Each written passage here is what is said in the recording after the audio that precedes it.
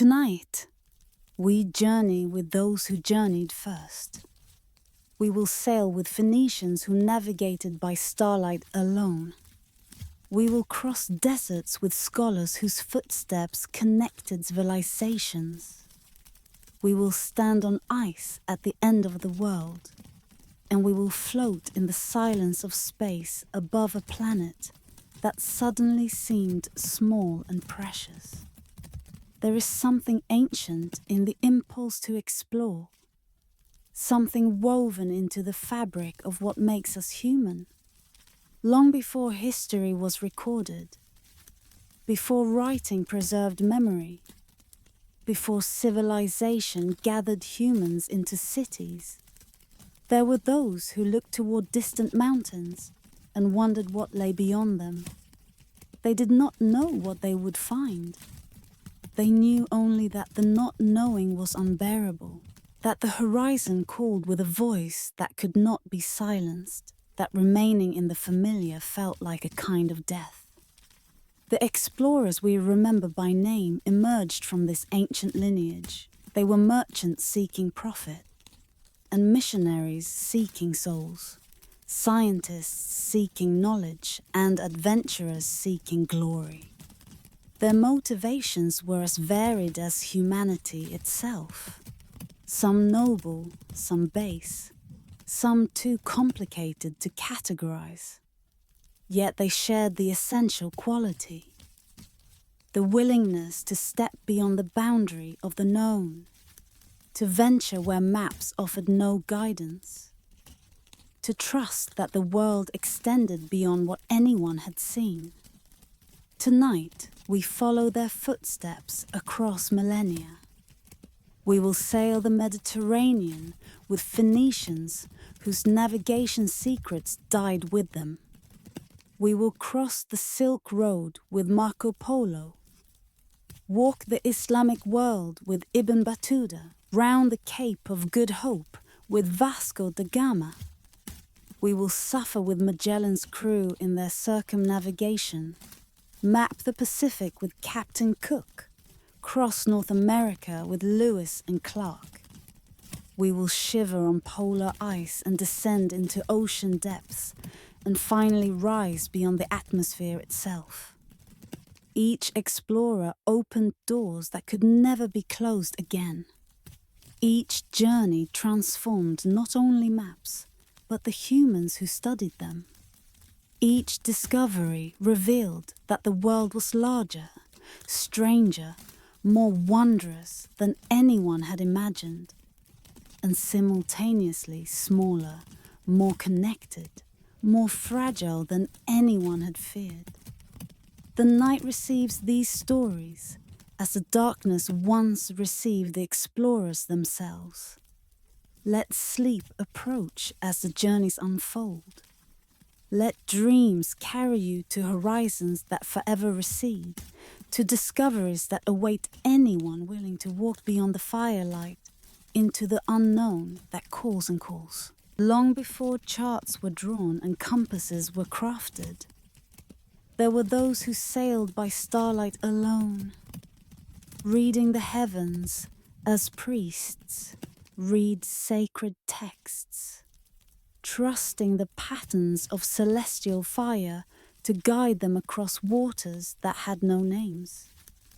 The Phoenicians emerged from the eastern shores of the Mediterranean with purple-dyed sails and cedar hulls, carrying glass and textiles and secrets of navigation that they guarded as temples guard mysteries. These were the first great sailors of the ancient world, the first to venture beyond the sight of land, the first to understand that the stars offered guidance to those who learned their language. It is said that the Phoenicians could read the night sky as others read scrolls. They knew which stars rose in which seasons, which constellations marked the north, which patterns indicated winds and currents and the approach of land. This knowledge was not written down, was passed from father to son, from captain to apprentice, in whispered teachings, that the uninitiated could not share. The secrecy was intentional. Navigation was commerce. Commerce was power, and power was not freely given. Beneath the silence of ancient history, we trace their roots across the Mediterranean and beyond. From Tyre and Sidon, those great cities of the Lebanese coast, Phoenician vessels sailed westward, establishing colonies in Cyprus and Crete, founding Carthage on the North African shore, reaching the Pillars of Hercules, where the Mediterranean opened onto the great outer ocean. The Greeks believed that the Western Sea boiled at the edge of the world, that monsters dwelt in its depths, that any vessel venturing beyond Gibraltar would fall into the void. The Phoenicians knew better. They sailed through the strait and turned southward, following the African coast toward destinations that history has only partially preserved. Herodotus, the Greek historian, recorded that the Egyptian pharaoh Necho II commissioned Phoenician sailors to circumnavigate Africa around 600 BCE. The voyage reportedly took 3 years. The sailors stopping each autumn to plant crops, waiting for harvest, then continuing their journey. They returned, claiming that at the southernmost point of their voyage, the sun had appeared on their right hand, in the north. Herodotus found this detail impossible to believe. Yet it is precisely what sailors in the southern hemisphere would observe. The detail that seemed like lie may have been proof. Whether the circumnavigation actually occurred remains debated. The Phoenicians left no written accounts of their voyages. What we know comes from others, from Greeks and Romans who marveled at Phoenician seamanship, while misunderstanding or misremembering its achievements. The purple-sailed vessels have rotted into dust. The star knowledge that guided them was never recorded. The routes they pioneered were forgotten and had to be rediscovered by Europeans thousands of years later. Whispers tell us of their western voyages beyond the Pillars of Hercules, into the Atlantic that the ancients called the Ocean Sea. Phoenician artifacts have been found in the Azores, those islands 1,000 miles from any coast, suggesting visits that no ancient text records. Some researchers claim evidence of Phoenician presence in the Americas, though mainstream archaeology remains skeptical. What is certain is that Phoenician navigational knowledge exceeded what their contemporaries could imagine, that they sailed distances and survived conditions that others considered impossible. Their alphabet may be their most lasting legacy. The Phoenicians developed a writing system of 22 consonant symbols that became the ancestor of Greek, Hebrew, Arabic, Latin, and virtually every alphabet used in the Western world today. They were merchants, and merchants need records, contracts, inventories, accounts that memory alone cannot preserve. The alphabet they created for commerce spread along their trade routes, was adapted by every culture it touched, became the foundation of written communication for billions of humans across 3,000 years. But the navigation knowledge died with them. When Carthage fell to Rome in 146 BCE, when the last Phoenician cities were absorbed into empires that did not share their maritime traditions, the star-reading techniques that had guided them across uncharted seas were lost. Later, sailors would have to rediscover what the Phoenicians had known, would have to learn again how to read the heavens, how to trust the stars, how to venture beyond the sight of land with nothing but celestial patterns for guidance. Where memory fades into the darkness of unwritten history, we imagine them.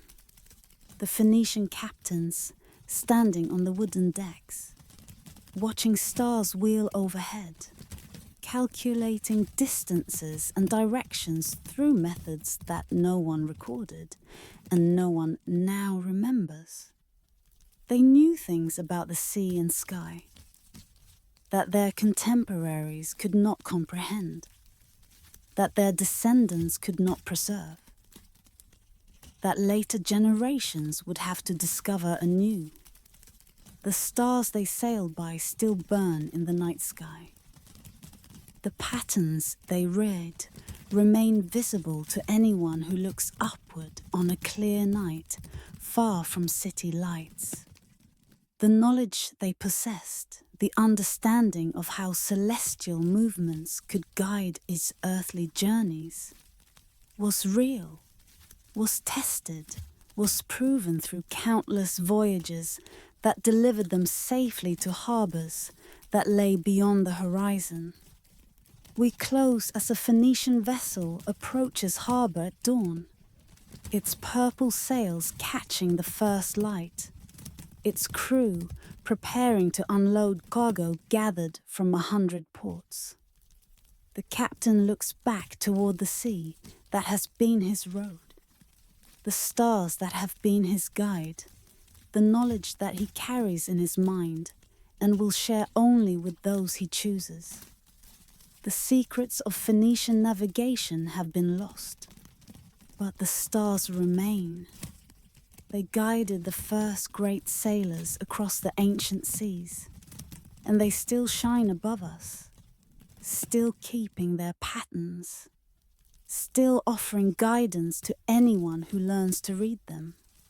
The night receives the memory of Phoenician voyages.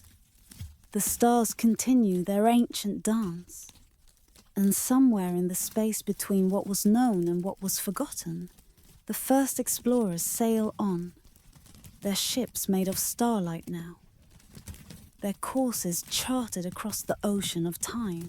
In the early years of the 15th century, while Europe remained confined to familiar seas, the greatest fleets the world had ever seen emerged from Chinese harbors and sailed toward horizons that no Chinese vessel had officially explored.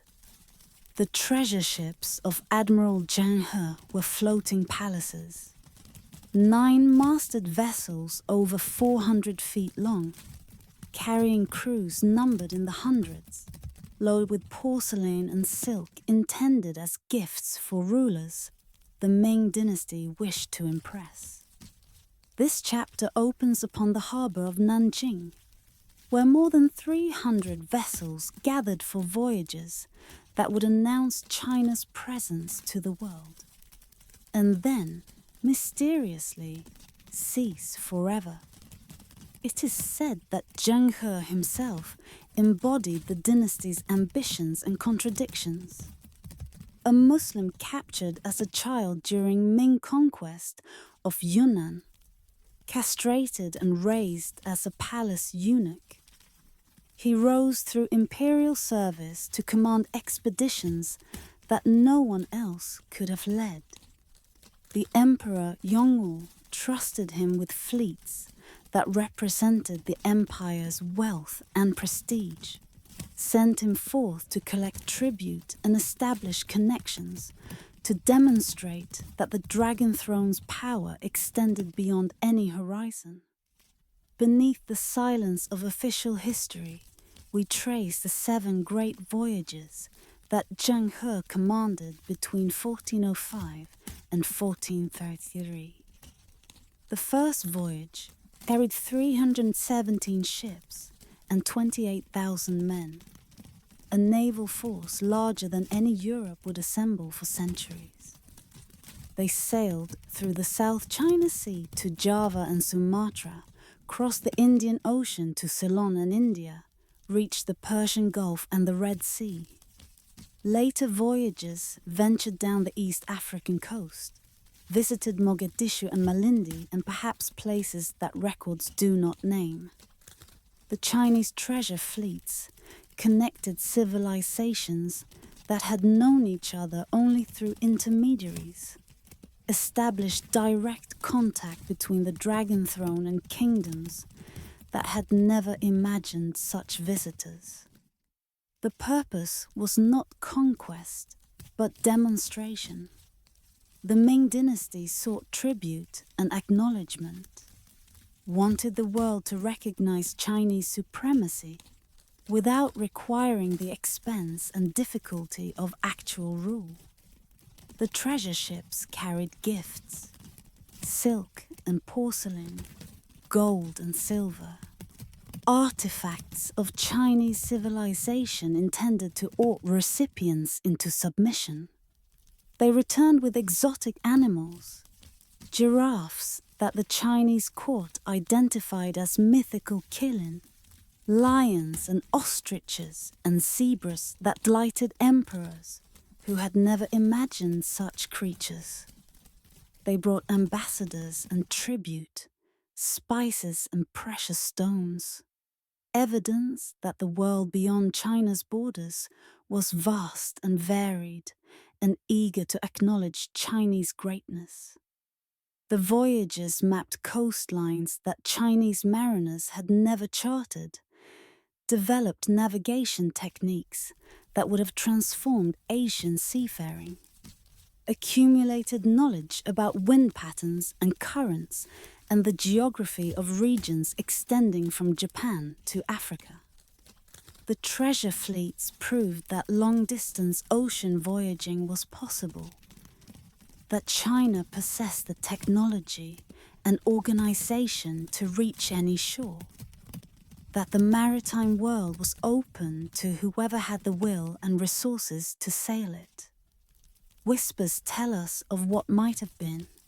Had the voyages continued, had Chinese fleets rounded Africa and reached Europe, had the Dragon Throne maintained its maritime presence. But history took a different course.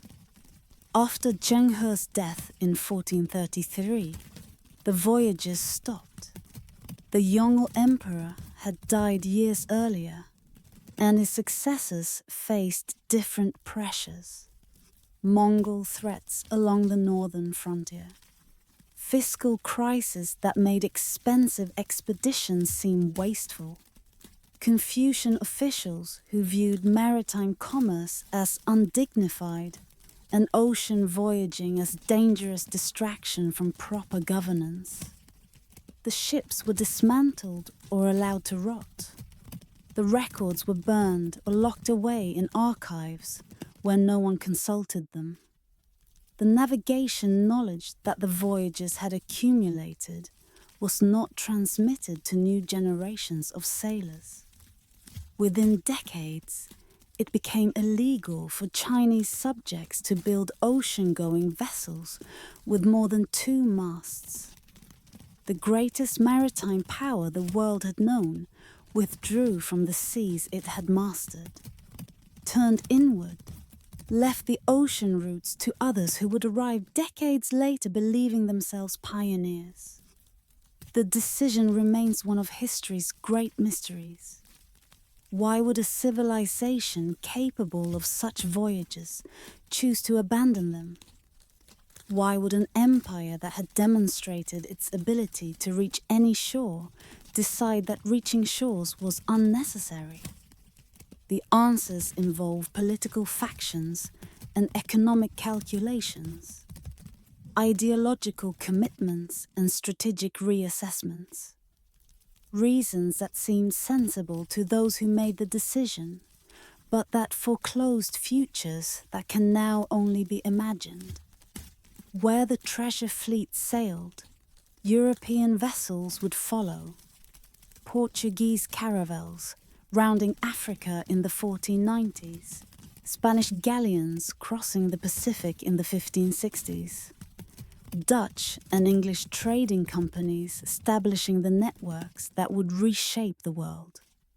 The Europeans came seeking spices and silver, came with cannons and cavalry, came prepared to take what the Chinese had been content to receive as tribute. The oceanic world that China had explored, but chosen not to dominate, was claimed by others who had no such hesitation. The treasure ships became legend, became metaphor, became question that historians cannot stop asking. What if China had continued? What if the Dragon Throne had maintained its fleets, had established permanent presence in the ports Zheng He visited, had been waiting when the first Portuguese vessels appeared? The world that emerged from European expansion might have been unrecognizably different. The dominance that Western powers exercised for 5 centuries might never have occurred. The alternate history is unknowable, but tantalizing. A reminder that the world we inherit was not inevitable, that choices made by individuals and empires created paths that might have led elsewhere. We close in a Chinese archive where fragments of voyage records survive. Partial lists of ports visited, incomplete inventories of gifts given and received, glimpses of an enterprise whose full scope was deliberately obscured. The treasure fleet sailed into morning mist and never returned. The knowledge they accumulated was suppressed. The possibility they represented was abandoned. And the sea that had known them closed over their passage, keeping secrets that official history chose not to preserve. The night receives the memory of treasure fleets. Somewhere on the ocean that forgets nothing, the ghost ships still sail, their 9 masts catching winds that blow from the past, their holds filled with porcelain and silk, their course set for harbors that await their return. The Dragon Throne turned away from the sea, but the sea remembers. Along caravan routes that wound through deserts and over mountains, through oasis cities where civilizations converged, and nomad encampments where no walls contained the wandering. A Venetian youth traveled eastward toward wonders that Europe knew only through whispers. Marco Polo departed his home city in 1271, accompanied by his father and uncle who had already made one journey to the east, who had met the great Kublai Khan and promised to return with priests and holy oil. The youth who joined them was 17 years old. He would not see Venice again for 24 years. It is said that the journey itself transformed him more than any destination could. The Silk Road was not one road, but many, branching paths that merchants chose according to season and politics, according to which passes were open and which oasis towns were safe. The Polos traveled through lands that had names Europeans could not pronounce, encountered peoples whose customs challenged every assumption the young Venetian carried from home. The world revealed itself to be larger, stranger, more various than any European imagination had conceived. Beneath the silence of medieval geography, we trace their route eastward. From Venice to Acre, then overland to Hormuz on the Persian Gulf, where they hoped to find ships, but found none seaworthy enough for the voyage they contemplated. They turned north instead, crossed Persia and Afghanistan, climbed into the Pamir Mountains that Marco would later call the roof of the world. The altitude sickened them. The cold threatened survival. The distances stretched beyond comprehension. They descended into the Tarim Basin, skirted the Taklamakan Desert, whose name meant place of no return, followed the oasis towns that sustained travel across landscapes where water determined everything. 3.5 years after departing Venice, they reached the summer palace of Kublai Khan at Chengdu, the Xanadu of later European imagination. The great Khan received them with honor, was particularly intrigued by young Marco, who had learned languages during the journey, who showed intelligence that the court could use. The Polos had come intending to trade. They stayed to serve. Kublai Khan would not release them for 17 years. What Marco Polo experienced at the Mongol court exceeded anything Europe could have imagined. The empire stretched from Korea to Poland, from Vietnam to Siberia, the largest contiguous empire in human history, ruled by a grandson of Genghis Khan, who had embraced Chinese civilization while maintaining Mongol military supremacy. The court at Kambalik, Beijing, drew visitors from every corner of the known world, practiced religious tolerance that Europe would not achieve for centuries, administered territories of unimaginable diversity through systems that European states were barely beginning to develop. Whispers tell us of Marco's service to the Khan, though historians debate how much of his account reflects actual experience and how much reflects stories gathered from others. He claimed to have served as the Khan's emissary to distant provinces, to have traveled to Burma and Vietnam, to have observed customs and technologies that his European audience would struggle to believe. Paper money that functioned across the empire, coal used for fuel when Europe still burned only wood, a postal system that could deliver messages across continental distances in days, noodles and porcelain and printing, technologies that would take centuries to reach the West. His descriptions of Hangzhou, which he called Queensay, portrayed a city of perhaps 1 million inhabitants, larger than any European city, more sophisticated than any European court, more beautiful than any European architecture. The canals and bridges, the markets and gardens, the entertainment and commerce, all exceeded European experience so dramatically that later readers accused Polo of invention, called him Marco Millions for the exaggerated numbers they assumed he invented. Yet much of what he described has been verified by Chinese sources. Hangzhou was indeed one of the world's great cities. The technologies he described did exist. The court of Kublai Khan did practice the tolerance he recorded. If Marco Polo exaggerated, he did not invent. If he borrowed some descriptions from others' accounts, he traveled far enough to know that such accounts existed. The book he later dictated, while imprisoned in Genoa after a naval battle, was not pure fantasy. It was a window into a world that Europe had never seen clearly, would not see clearly again for centuries.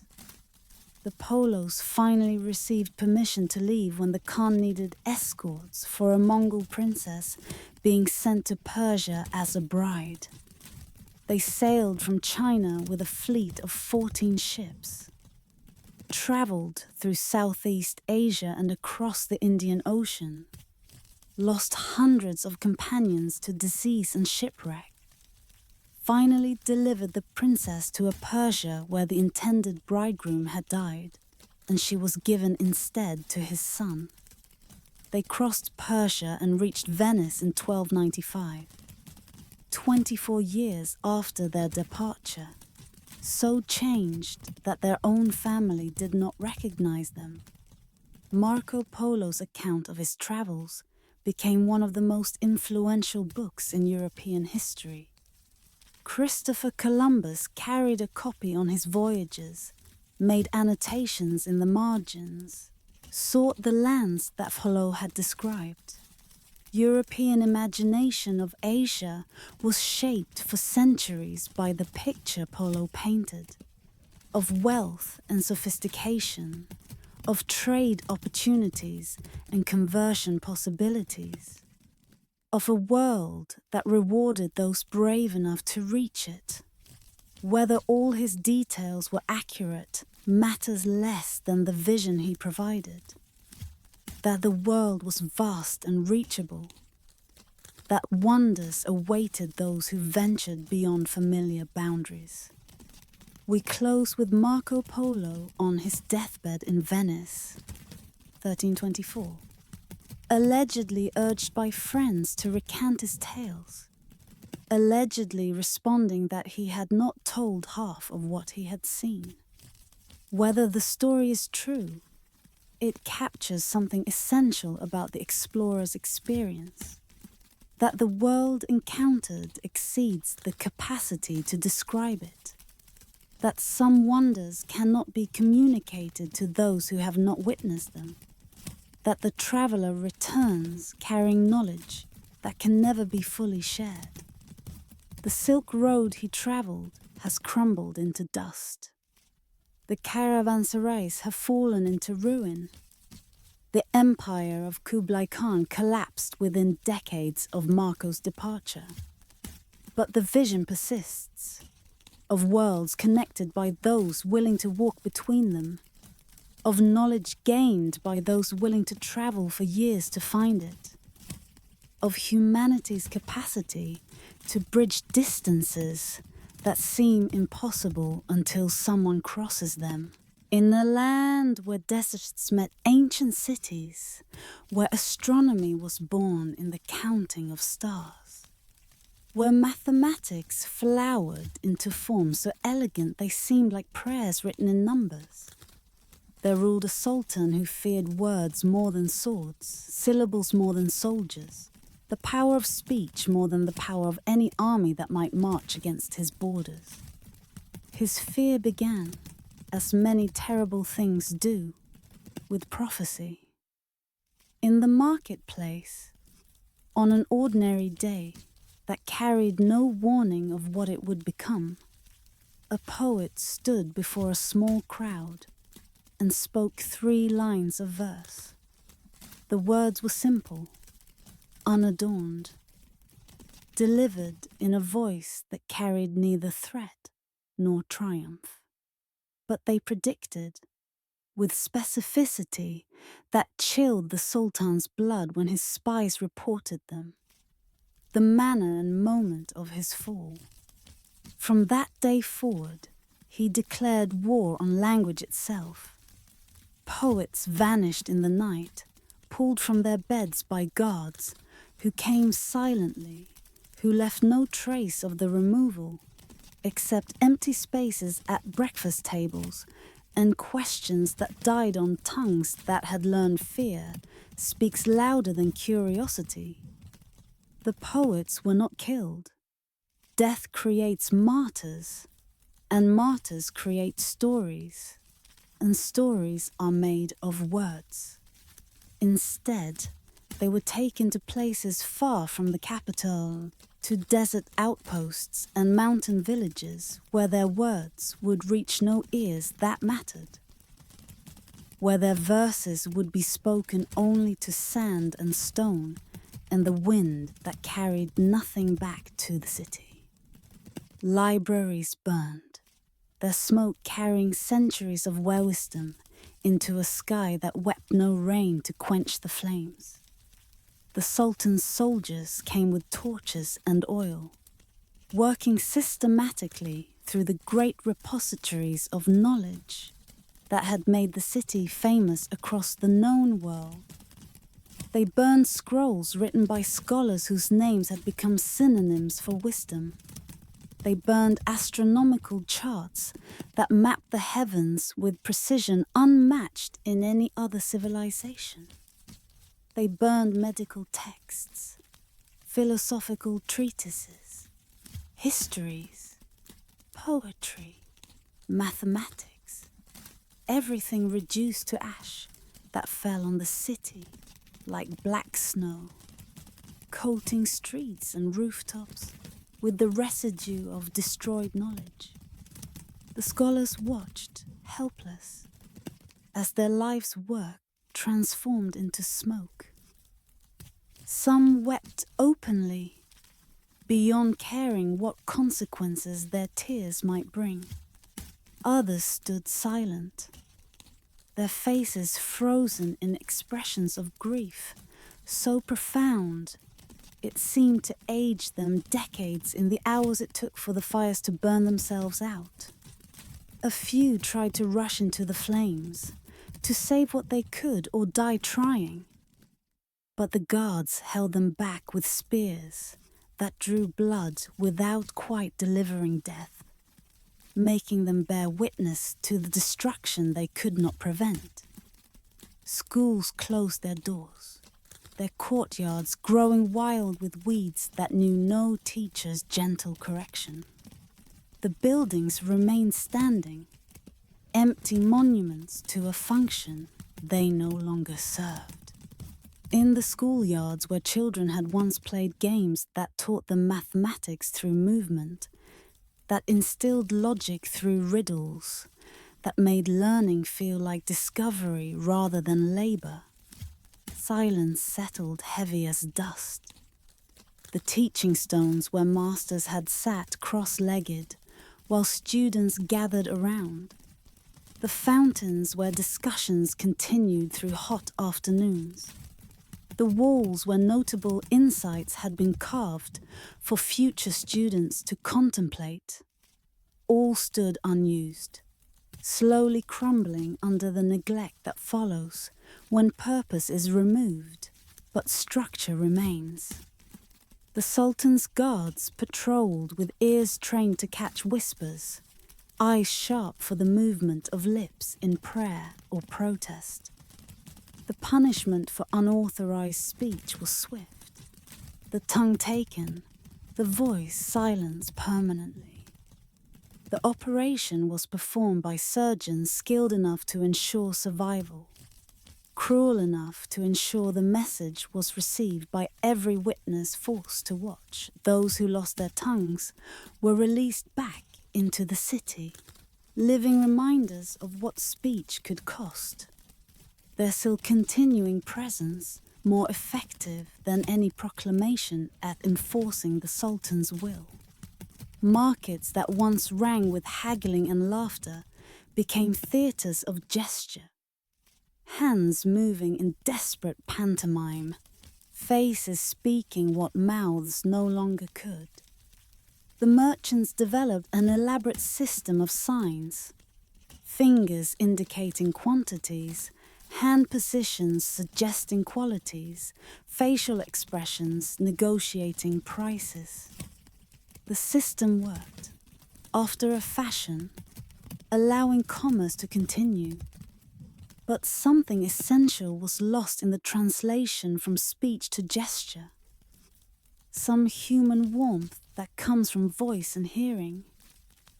From the back and forth of conversation that is more than just exchange of information, but a kind of communion, a recognition of shared humanity that cannot quite be captured in silent signs. The city learned a new language, of glances, of subtle touches, of silence heavy with all the words that suffocated unspoken.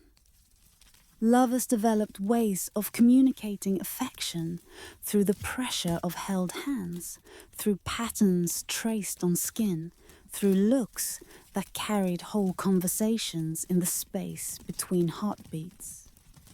Parents taught children through demonstration, through patient repetition, through a tenderness that had to work harder to cross the gap that words once bridge effortlessly. Friends met in silence that felt simultaneously sacred and suffocating. treasuring the connection while mourning the ease that had been stolen from it. He surrounded himself with mutes, believing their inability to speak made them loyal. His palace became a tomb of living silence, corridors where footsteps echoed, but voices never rose.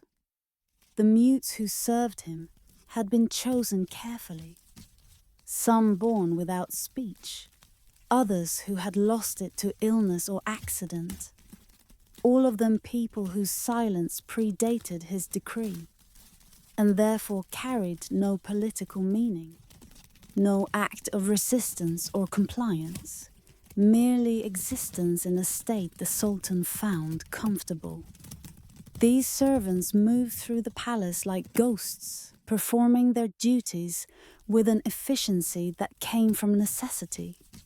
They could not call out questions or requests, could not coordinate through speech, had to develop instead a wordless cooperation that functioned through mutual understanding, built over years of working in silence together. They anticipated needs, responded to the Sultan's gestures, maintained the vast palace without ever disturbing the quiet that he demanded, and they had no choice but to provide. He took no wife, fearing the intimacy of shared words. Marriage proposals came from neighboring kingdoms, from noble families within his own realm, each offering daughters described in letters he burned without reading fully. The very act of courtship required conversation, required the sharing of thoughts and hopes and fears that builds the foundation of partnership.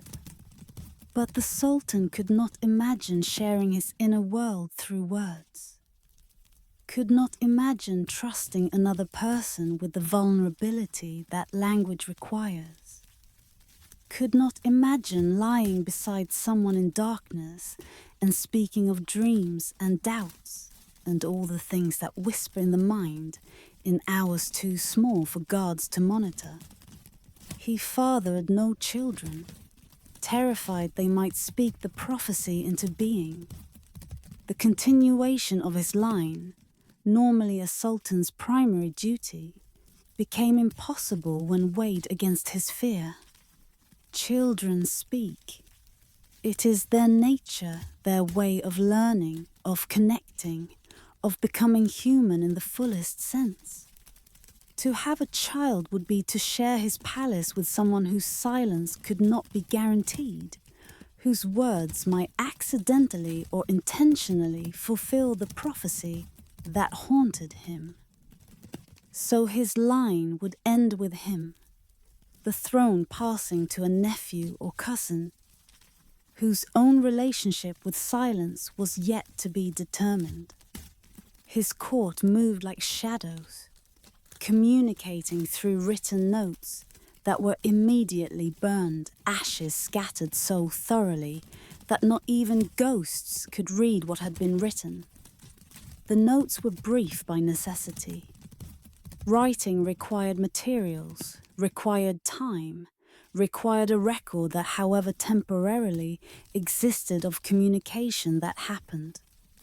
So messages were reduced to their essence, stripped of pleasantries and elaboration, becoming mere packets of information passed silently from hand to hand, before being committed to flames that ensured no archaeologist would ever piece together what had been said in the Sultan's silent reign. Yet, in the hidden quarters of the city, in cellars and forgotten rooms, whose existence the Sultan's maps did not acknowledge, the people preserved their stories. The resistance to silence took forms that adapted to the oppression it resisted. In places where guards did not venture, where the Sultan's attention never reached, the old ways persisted in modified forms, waiting for a day when they might emerge again into light. grandmothers taught grandchildren the old tales, through song hummed so softly it seemed like breathing. The humming carried no words, technically violated no decree, but the melodies were traditional, associated with specific stories that everyone who heard them knew. The tune for the creation myth, the melody for the hero's journey, the rhythm for the love story that ended in tragedy. Each one a carrier of narrative that needed no words because the melody itself was the story. The notes arranged in patterns that suggested plot points and character arcs and moral lessons that had been embedded in the music generations ago when no one imagined a time when singing the words might be forbidden. Poets composed verses in their minds, memorizing each line without ever giving it sound, creating libraries of the unspoken.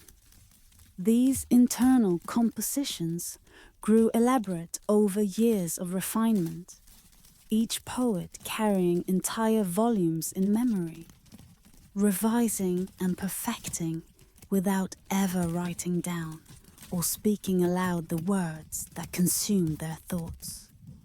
The discipline required was extraordinary. To compose without external record, to edit without written draft, to preserve without physical copy.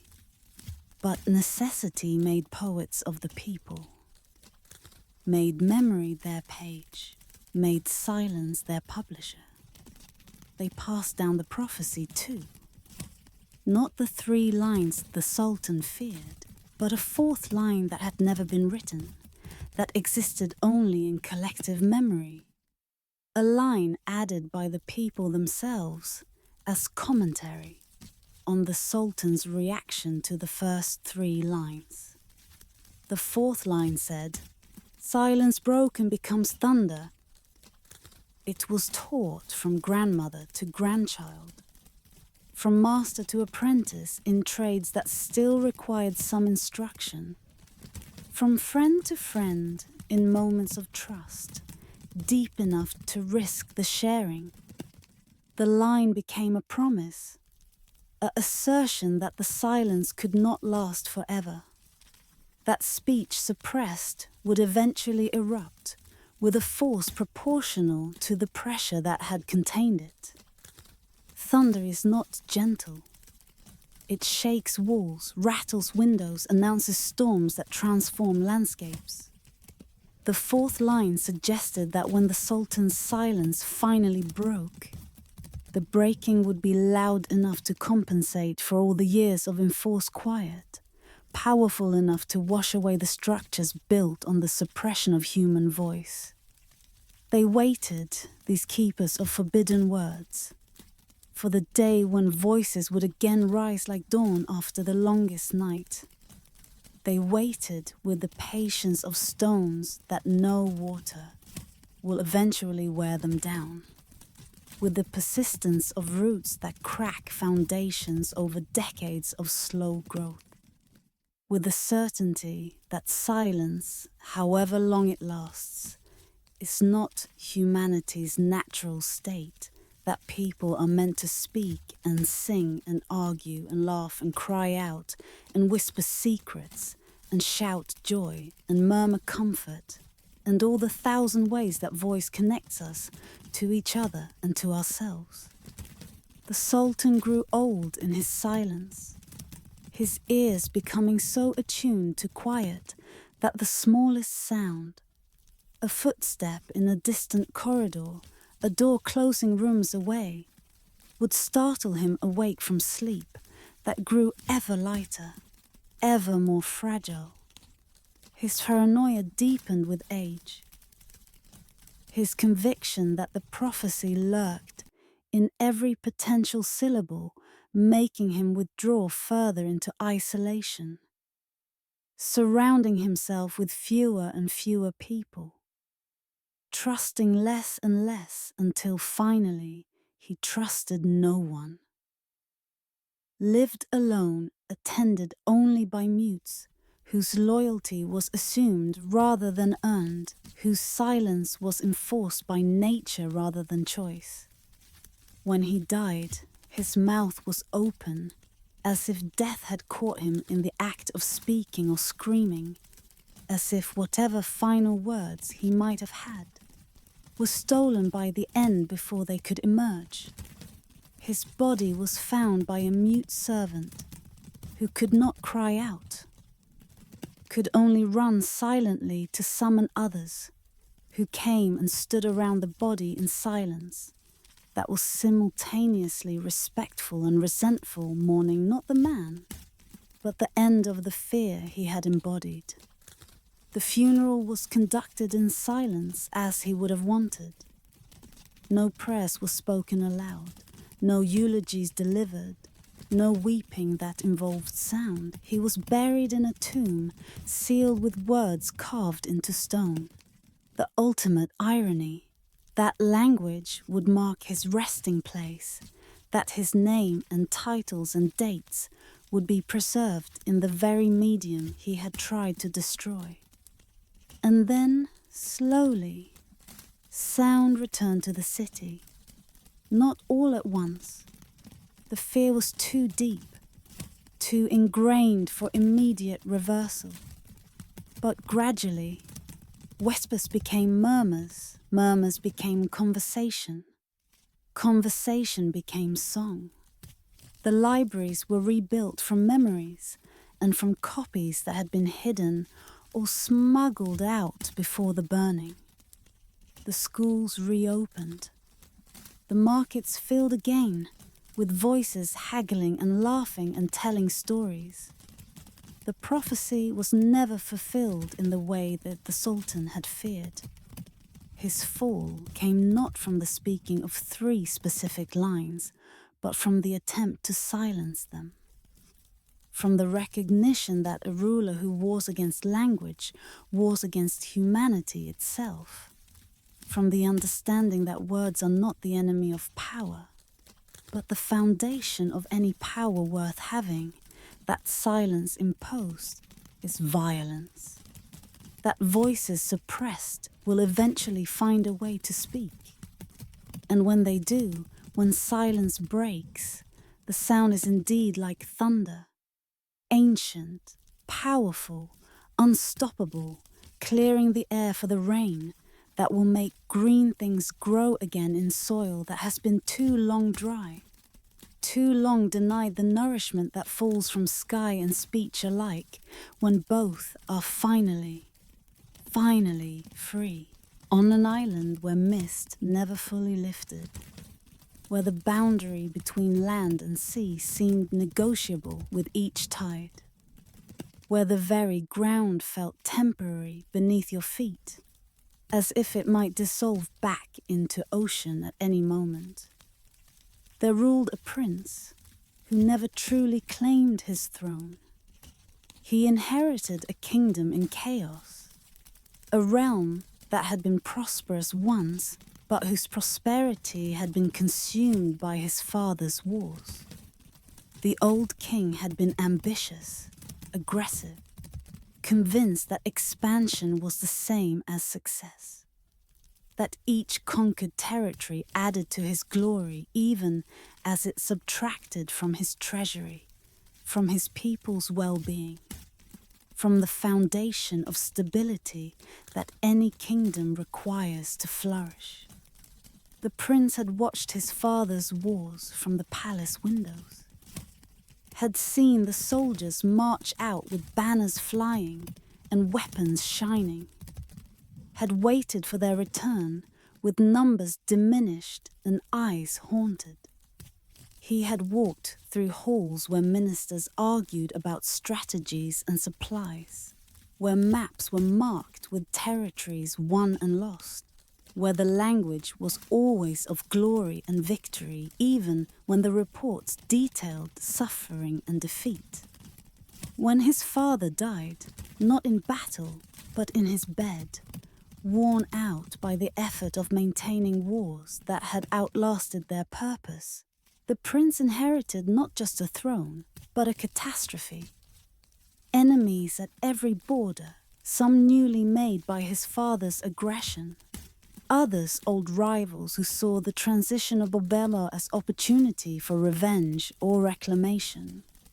Treasuries depleted, the gold spent on weapons and soldiers, and the infrastructure of warfare rather than the infrastructure of peace.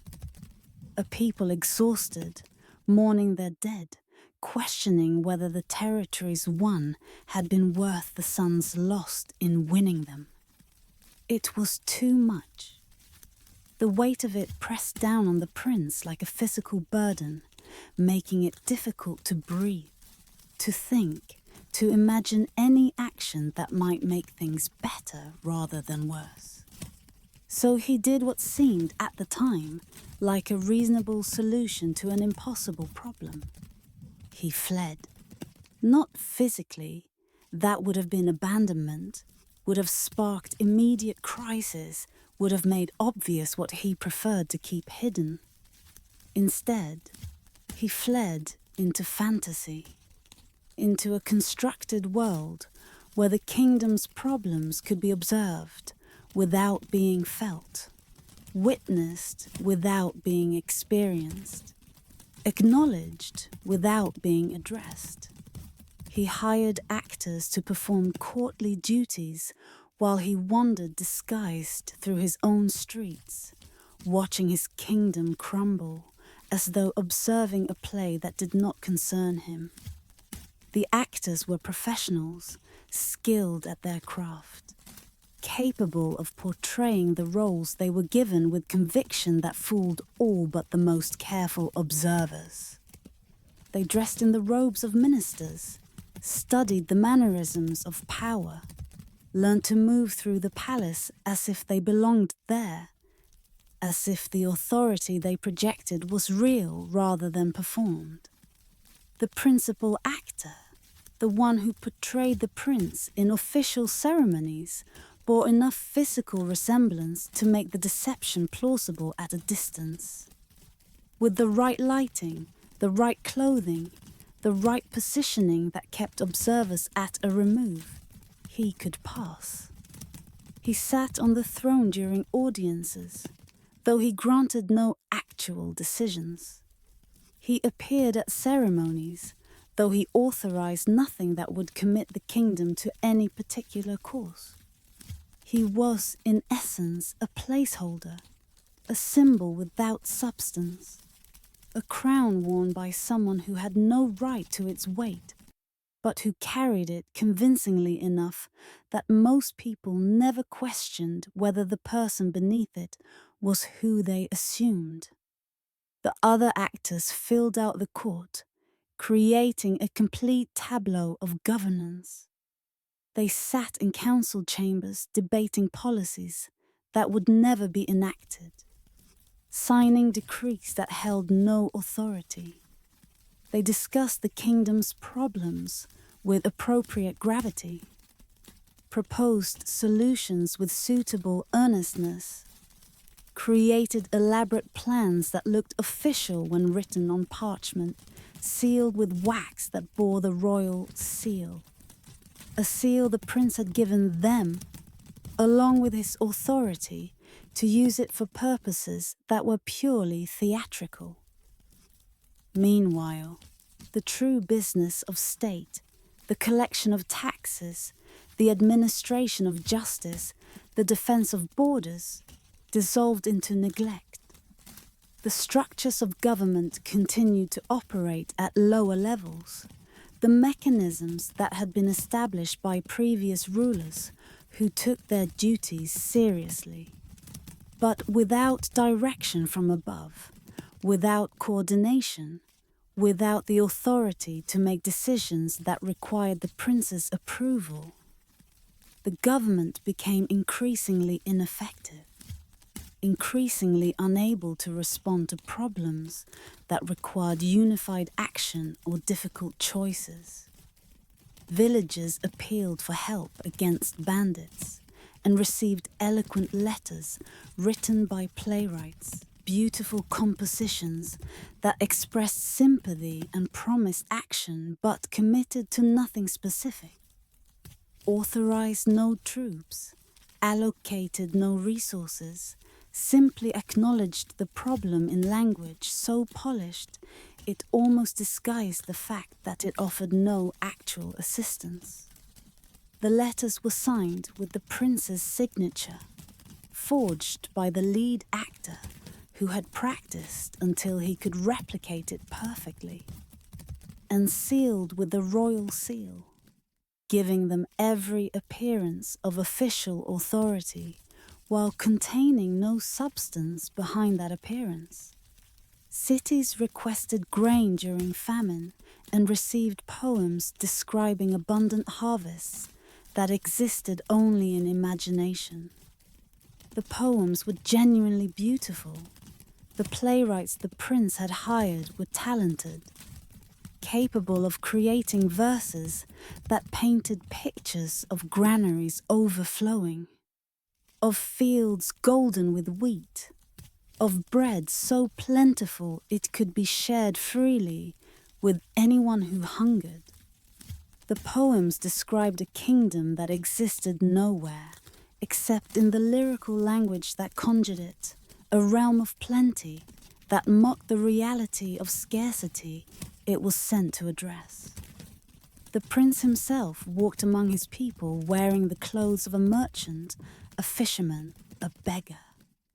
He had different costumes for different districts, different personas for different audiences, different names that he gave when asked, though he often chose to say nothing, to let people assume whatever they would about the stranger who appeared and disappeared, without explanation.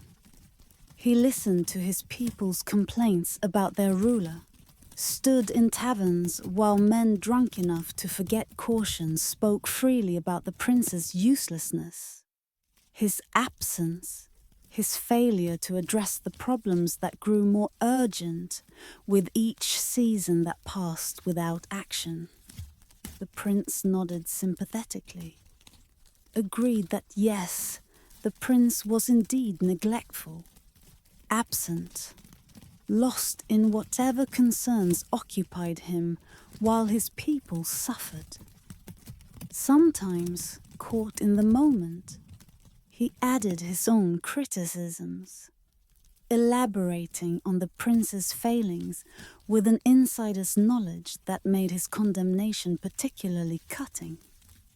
Sometimes he wept at their suffering. Late at night, alone in whatever room he had rented, under whatever false name he was using, he would lie awake thinking of the stories he had heard. The children going hungry, the elderly being robbed by bandits who faced no consequence, the merchants struggling under taxes that went uncollected in some districts while being harshly enforced in others, creating an arbitrary unfairness that bred resentment and division. The tears were real. The sorrow was genuine. The wish that things could be different, that he could somehow make them better, was sincere. But sincerity without action is indulgence. Emotion without responsibility is performance. And the prince performed his own suffering as thoroughly as the actors in his palace performed governance, with the key difference being that his performance had no audience but himself, no purpose but the temporary relief of allowing feeling without the burden of doing. Sometimes he bought people drinks and listened to their stories deep into the night, hearing about their lives with an attention that would have served him well if he had applied it to actual governance. If he had taken what he learned in these midnight conversations and transformed it into policy, into action, into the work of ruling that he had hired others to pretend to do while he pretended to be someone other than himself. But always, Come morning, he returned to his palace, removed his disguise, and became again the prince who could not bear the weight of the crown he wore only in private. In mirrors that reflected a truth he visited but never inhabited. The transition from commoner costume to royal robes felt like shedding one skin for another, each one somehow false, each one a performance of an identity he never quite managed to fully occupy. The kingdom learned to govern itself, village by village, forming councils of necessity. In the absence of effective central authority, local structures emerged to fill the void. Village elders, who had once deferred to the prince's ministers, found themselves making decisions that affected their community's survival. Merchants, who had once waited for royal charters, created their own agreements about trade and fair dealing. Farmers, who had once looked to the crown for protection from bandits, hired their own guards, pooling resources to create security that the state no longer provided. They created laws in the absence of royal decree, settled disputes through elder wisdom rather than courtly judgment, organized defense when no army came to their aid.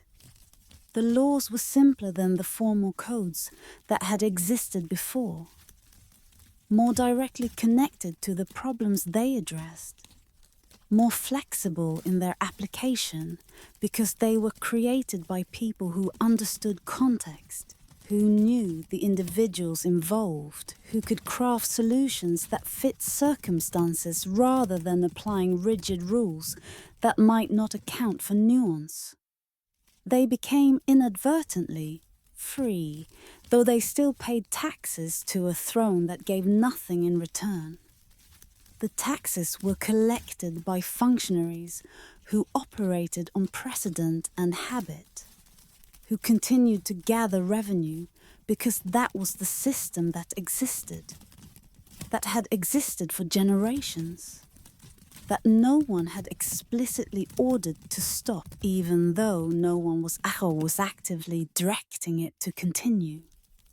The money flowed into treasuries, where it sat unused, accumulating while the kingdom it was meant to serve struggled to meet needs that gold could address if anyone with authority to spend it cared enough to do so.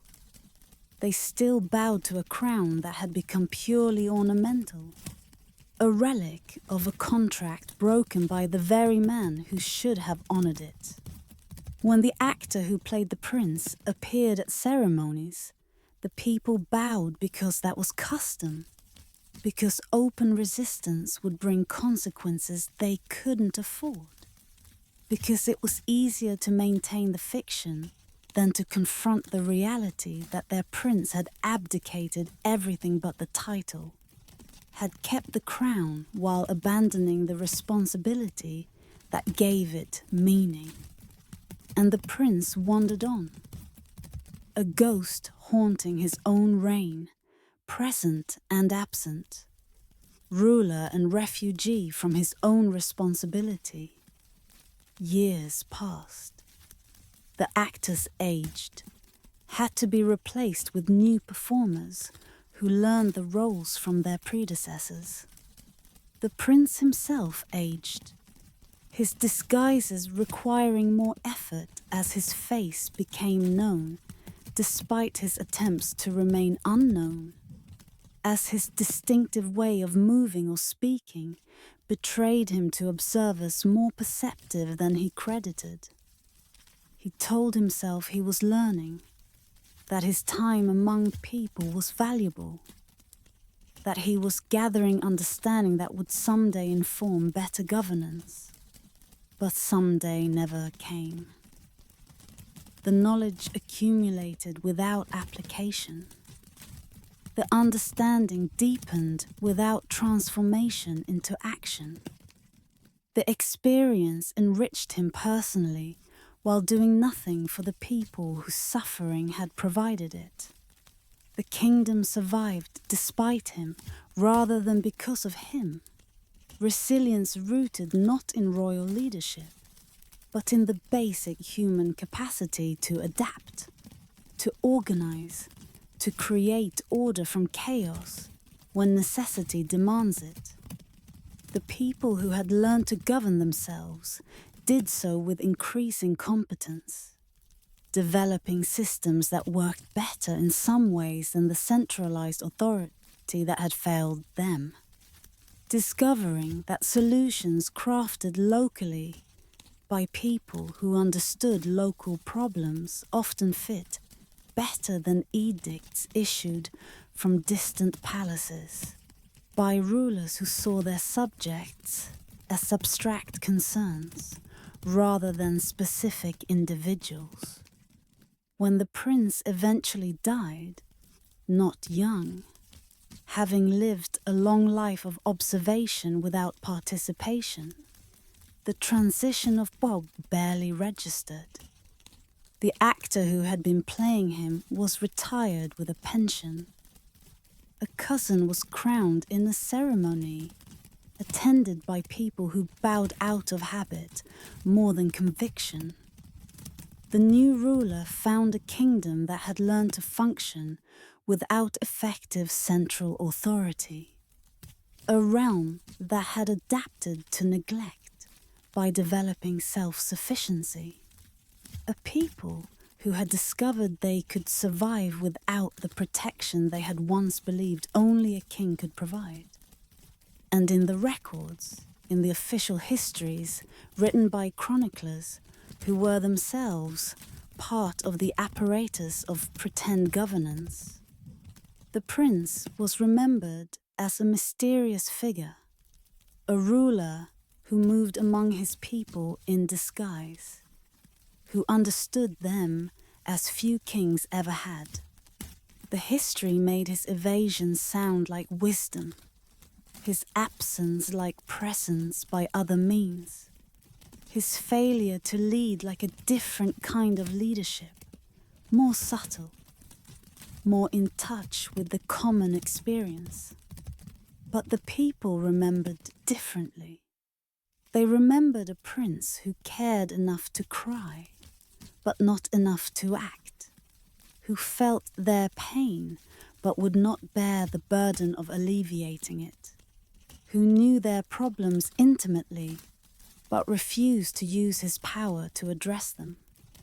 They remembered, and they taught their children, preserving a truth more accurate than the official history, that empathy without action is indulgence, that understanding without application is cowardice, that a crown unworn might as well not exist, that a throne unoccupied becomes a symbol of absence rather than authority, that a prince who could not bear the weight of responsibility should have set down the crown rather than keeping it while fleeing everything it demanded of him.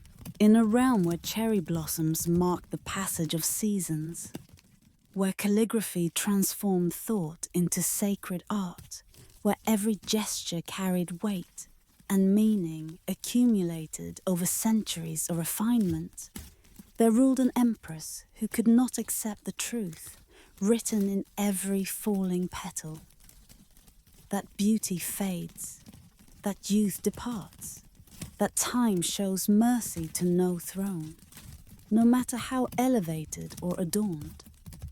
She had been beautiful once, genuinely, extraordinarily beautiful, in ways that inspired poets and painters, that made ordinary conversation pause when she entered rooms, that seemed almost supernatural in its perfection of proportion and grace.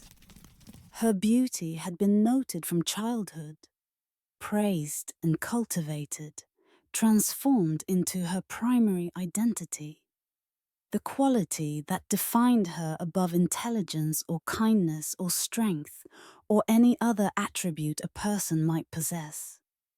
When she ascended to the throne, through complicated succession politics that involved the death of the brothers and the strategic marriage and divorce of her father, who cycled through buying seeking male heirs, her beauty became part of the imperial mystique, proof of heaven's favor, evidence that she was meant to rule. Portraits commissioned during her early reign show a woman of such remarkable appearance that, even accounting for artistic flattery, something exceptional must have existed beneath the paint. But time, that great democrat, grants beauty to no one permanently. The Empress was perhaps 30 when she first noticed the subtle changes. A line at the corner of her eye that had not been there the season before. A quality to her skin that seemed fractionally less luminous. A tone to her reflection that suggested the beginning of what would become, if left to natural course, the ordinary aging that every human body undergoes.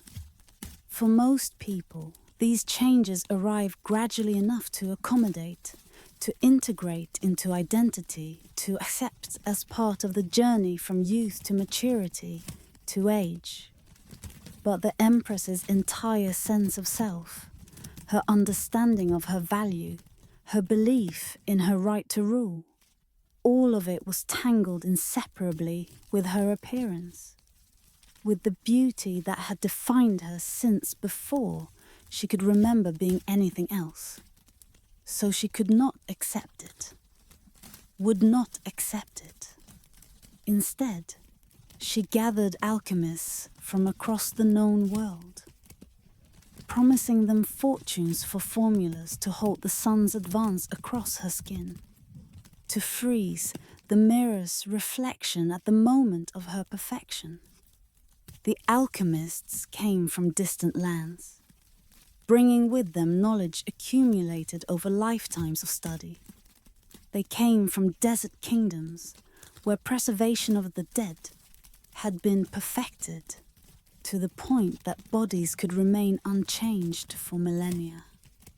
They came from mountain monasteries where monks had dedicated centuries to understanding the relationship between body and spirit, seeking ways to purify the flesh or transcend its limitations. They came from island nations where rare plants grew that were said to extend life, to heal wounds, to restore vitality to the aged. They set up laboratories in palace wings, filling rooms with apparatus and ingredients, with bubbling retorts and careful measurements, with substances distilled and combined and tested on animals first, then on prisoners who had little choice but to volunteer, then on servants who were promised rewards they would rarely receive. The experiments proceeded with the methodical patience of science applied to an impossible goal, seeking through rational means to achieve what nature had not designed to be achieved. Her quest consumed the empire's wealth like fire consumes parchment. The alchemists' fees were substantial, paid in gold that represented taxes collected from provinces already struggling. But beyond their fees, the ingredients they required were often rare, exotic, expensive beyond reason. Rare herbs were harvested to extinction, entire species of plants that had taken millennia to evolve were consumed in experiments that sought to extract whatever properties they might possess that could slow or reverse aging. Minerals were mined from sacred mountains until the peaks themselves grew hollow, collapsing into valleys that had once bloomed with life. Mountains that had been revered for generations, that had been considered homes of gods or spirits, were excavated for rare earths, for compounds that existed only in specific geological formations, for crystals that the alchemists believed might hold some essential quality of permanence, some resistance to change that could be transferred to human flesh.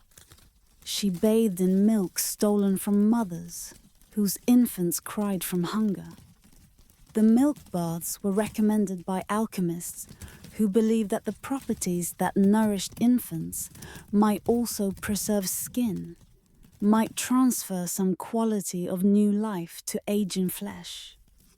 Servants collected milk from women across the empire, women who were paid for their milk, but whose children suffered from the diversion of nourishment meant for them.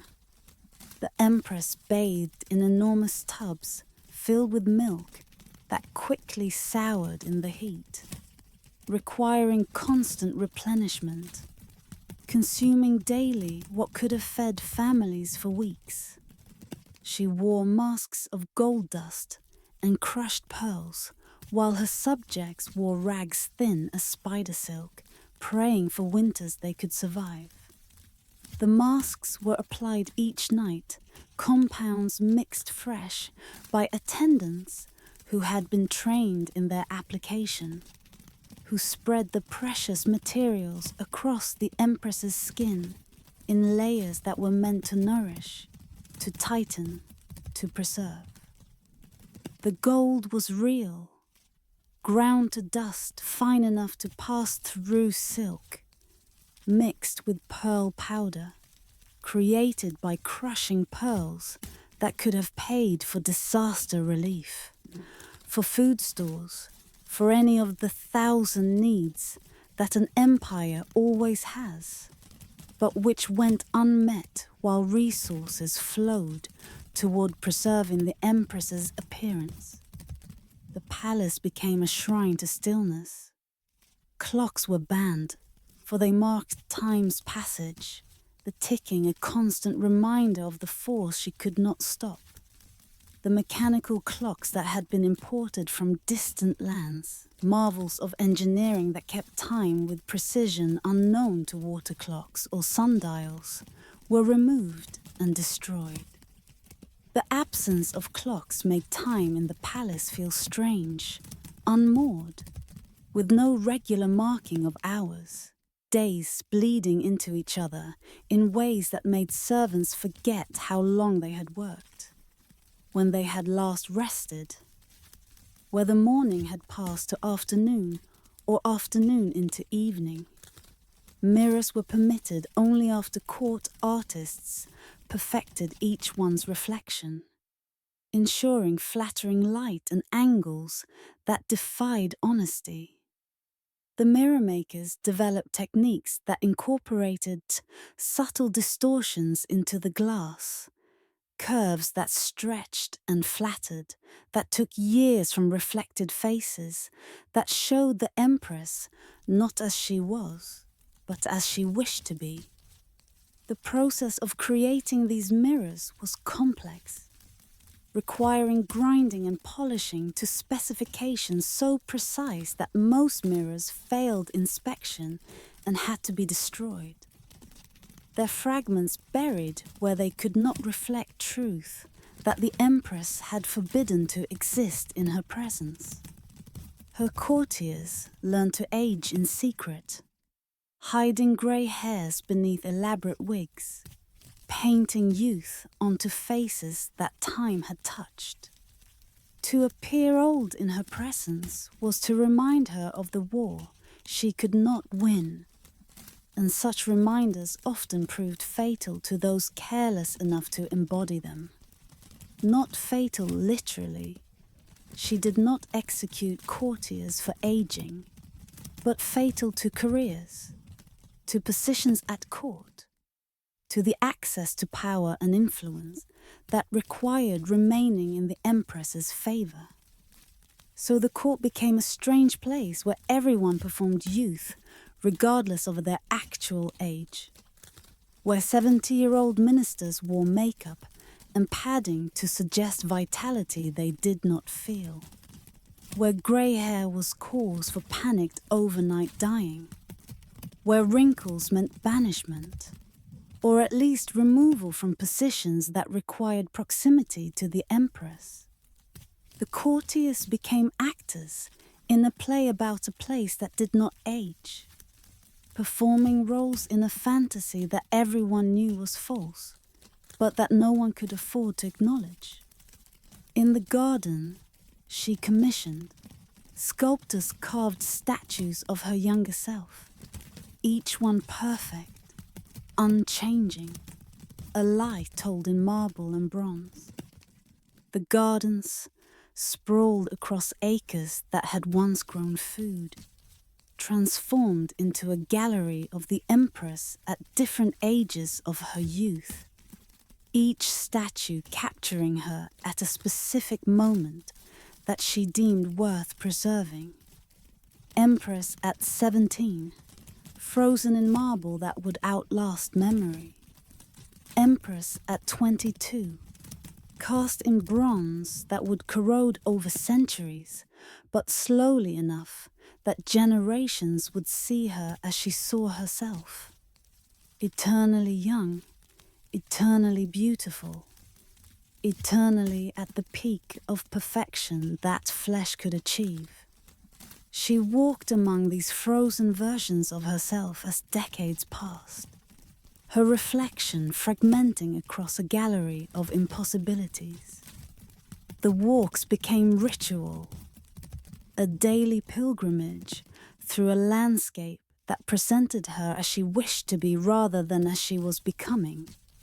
She would pause before each statue, comparing her actual reflection in the polished surfaces to the idealized version rendered in stone, measuring the distance between reality and preservation, feeling that distance widen with each passing year, despite all the treatments, all the potions, all the desperate attempts to stop what could not be stopped. The people noticed the statues never changed, while their empress, despite all her arts and potions, grew brittle as autumn leaves. They were not permitted to speak this observation aloud, but they noticed nonetheless. They saw her at ceremonies, at formal appearances, where she sat elevated and distant, but still visible. And they saw what the flattering lights and careful positioning could not fully disguise. That time was winning the war she waged against it. That the treatments and potions were losing their efficacy, or had never had efficacy except in her mind. That the face on the throne grew yearly more distant from the faces frozen in marble throughout the gardens. They noticed and said nothing, for the truth had become the most dangerous contraband in an empire, where the greatest crime was acknowledging that even empresses must someday bow to the same force that bends every blade of grass, every star, every stone toward its eventual rest. Servants who cleaned the empress's chambers saw in the morning light what carefully maintained evening illumination concealed. Attendants who dressed her felt beneath silk robes the body that was aging, despite everything money and desperation could do to prevent it. But they maintained the fiction, performed their parts in the collective pretense, because to do otherwise was to risk consequences that went beyond personal punishment, to threatening the entire elaborate structure of denial that the empress had built around herself. The alchemists, for their part, continued their work with decreasing confidence. The most honest among them knew they were seeking what could not be found, knew that aging was not a disease to be cured, but a process woven into the fabric of organic life, knew that the Empress's quest was doomed by its basic misunderstanding of what humans are and how flesh functions. But they continued because stopping meant admitting failure. meant confessing that they had taken her gold and given her nothing but false hope, meant facing her disappointment, which, even more than her anger, was something they found they could not bear to witness. Some of them began to believe their own fabrications, convincing themselves that the next formula would work where previous ones had failed, that some combination of ingredients not yet tried would unlock the secret that had eluded every generation before them. Others simply learned to lie convincingly, to describe subtle improvements that existed nowhere except in descriptions, to attribute to their potions effects that were indistinguishable from placebo, or from the normal variation in how a face appears at different times and in different lights. The empire suffered from the diversion of resources, but not catastrophically.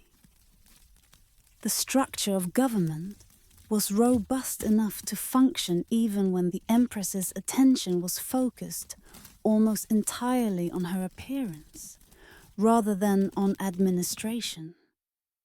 Ministers governed, taxes were collected, infrastructure was maintained, all the mechanisms of state continuing to operate largely independent of the person who sat at its nominal center. The empire was wealthy enough that the waste, though substantial, did not immediately cause collapse. But there was opportunity cost. The good that could have been done with resources instead devoted to impossible quests, the schools that could have been built, the roads repaired, the suffering alleviated, all the positive acts that never happened because the gold was spent elsewhere. As she aged, she did age despite everything. The Empress withdrew. Public appearances became rare, then occasional, then almost mythical. She ruled increasingly through intermediaries, through written decrees that carried her seal, but that might have been written by ministers who had learned to anticipate her wishes, or who simply made policy in her name, knowing she was too absorbed in her private war against time to notice or care. The palace filled with mirrors that lied, and courtiers who performed, and gardens filled with statues that showed what was lost rather than what remained. And at the center of this elaborate construction sat an empress who had become a prisoner of her own fear, trapped in chambers where every surface was controlled to show her only what she wished to see, surrounded by people who dared not speak truth, spending her remaining years fighting a war that could never be won, that was lost from the moment she decided winning was necessary, that transformed what could have been dignified maturity into desperate grasping after something that existed only in memory and marble, preserved everywhere except in the one place it mattered most. In the living flesh, that time, patient and inexorable, continued to move through its ordained passage, from youth to age to whatever lies beyond, carrying the Empress with it, despite her protests, despite her potions, despite her refusal to accept what every human body knows in its bones, that we are temporary, that beauty fades, that fighting this truth only makes its victory more complete when it finally, inevitably arrives. In valleys where fog settled thick as memory, where even summer felt like autumn's echo, where the sun appeared more as rumor than reality through layers of mist that never fully burned away. There ruled a king fascinated by absence, by what remained when light departed, by the negative spaces that defined form more surely than form itself. His obsession began innocently. A childhood fear of shadows that transformed into curiosity, then fixation, finally madness wrapped in intellectual pursuit. As a young prince, he had been afraid of the dark, terrified of the shapes that appeared on walls when candles flickered, convinced that the shadows cast by ordinary objects were somehow more real than the objects themselves, that darkness held truths that light obscured. His tutors, trying to cure him of this fear, had taught him about optics, about how shadows were merely the absence of light, geometric projections with no substance or independent existence. But the lessons had the opposite effect. Instead of diminishing his fear, they deepened his fascination. If shadows were absences, he reasoned, then they were spaces where something could exist that light made impossible to see. If darkness was merely light's opposite, then perhaps it held properties inverse to light's properties, realities that could only be perceived when illumination was removed. When he became king, he had resources to pursue this fascination beyond childhood wondering.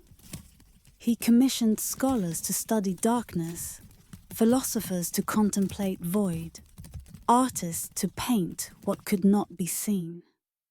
The scholars came from universities where they had studied optics and astronomy, where they understood light mathematically and could describe darkness as its absence with precision. But the king wanted more.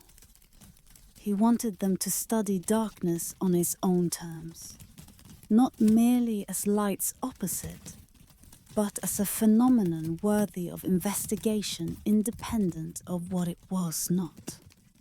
The philosophers he gathered were men who had spent careers contemplating nothingness, void, the spaces between things, the pauses between heartbeats, the silence between notes that gives music its meaning.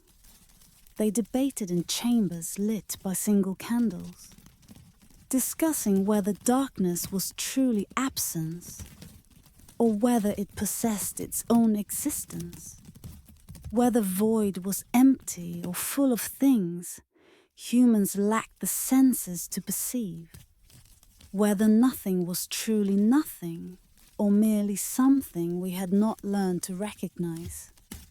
The artists faced the greatest challenge: how to paint what could not be seen, how to represent absence on canvas, how to make visible the invisible. Some painted canvases entirely black, claiming that true representation of darkness required abandoning the pretense of depicting what darkness contained. Others painted gradations of grey, attempting to capture the subtle variations within darkness that the eye learns to distinguish when light is removed. Still others painted negative images, showing what surrounded darkness in order to define darkness by its edges, by what it was not rather than what it was. He ordered the construction of chambers within chambers, rooms designed to capture and contain shadow, as others might cage birds. His architects were at first confused by the commission. How does one contain what has no substance, what exists only as absence? But the king's gold was persuasive, and they began to design spaces that would maximize darkness, that would create pockets of shadow so deep that the most powerful lights could not penetrate them.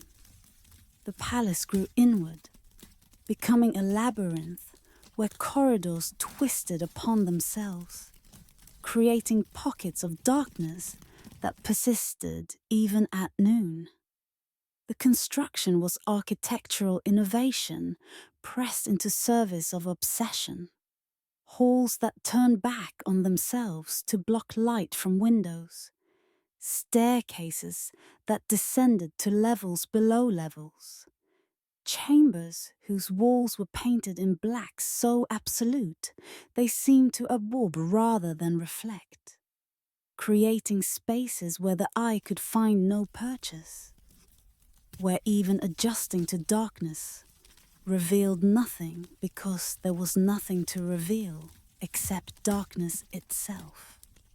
Courtiers lost their way in corridors they had walked 100 times, the familiar made strange by shadows that shifted with the building's expansion, by new passages that opened without warning, by old routes that ended in walls that had not been there the day before. Time became uncertain in the depths of the palace, where the absence of natural light made it impossible to judge whether hours had passed or merely minutes, where the usual markers of day and night disappeared beneath layers of architectural darkness. The king spent his nights in the deepest chambers, sitting in absolute darkness, listening to what he claimed were voices that only spoke when light was fully banished. What he heard in those sessions, he never fully disclosed. He would emerge from hours or days in the dark chambers, his sense of time as unreliable as anyone's in that place, and issue decrees based on insights he claimed the darkness had revealed. He issued commands that windows be shrouded, that lanterns be dimmed, that his kingdom embrace the shade he believed held hidden wisdom. The decrees went out to provinces that had always lived under normal cycles of day and night, that had never questioned the value of sunlight or feared the natural darkness of evening. But the king's will was law, and so the shrouding began. Markets operated in perpetual twilight, their goods displayed under lighting dim enough to make colours uncertain, qualities difficult to judge, transactions complicated by the inability to clearly see what was being bought or sold. Merchants complained that business suffered when customers could not properly examine merchandise. But the complaints were answered with reminders that the king's wisdom exceeded merchants' understanding, that what seemed like impediment was actually invitation to develop new ways of knowing, to trust senses other than sight, to embrace darkness as the king had embraced it. Children grew up never knowing the full brightness of day. Windows in schools, those that remained open, were covered with cloth that filtered sunlight to dimness, creating interiors where reading required squinting, where playing required caution to avoid collisions, where the exuberance natural to childhood was muted by conditions that made running and shouting seem dangerously reckless. The sun became a distant memory, something grandparents spoke of like a legend from an age now past. The old ones remembered mornings when light streamed golden through windows, afternoons when heat made rest necessary, evenings when sunset painted the sky in colours that had no names because language had not needed to capture gradations of light in a world where light was abundant and varied. They remembered and tried to describe to grandchildren who listened with the polite incomprehension of people hearing about a world they had never experienced and could not quite imagine. His subjects developed pale skin that bruised easily, eyes that could see in near darkness but squinted painfully in ordinary light. The adaptation happened over years, over generations born into dimness who knew no other way of living. Their bodies changed, becoming suited to the environment the king had created.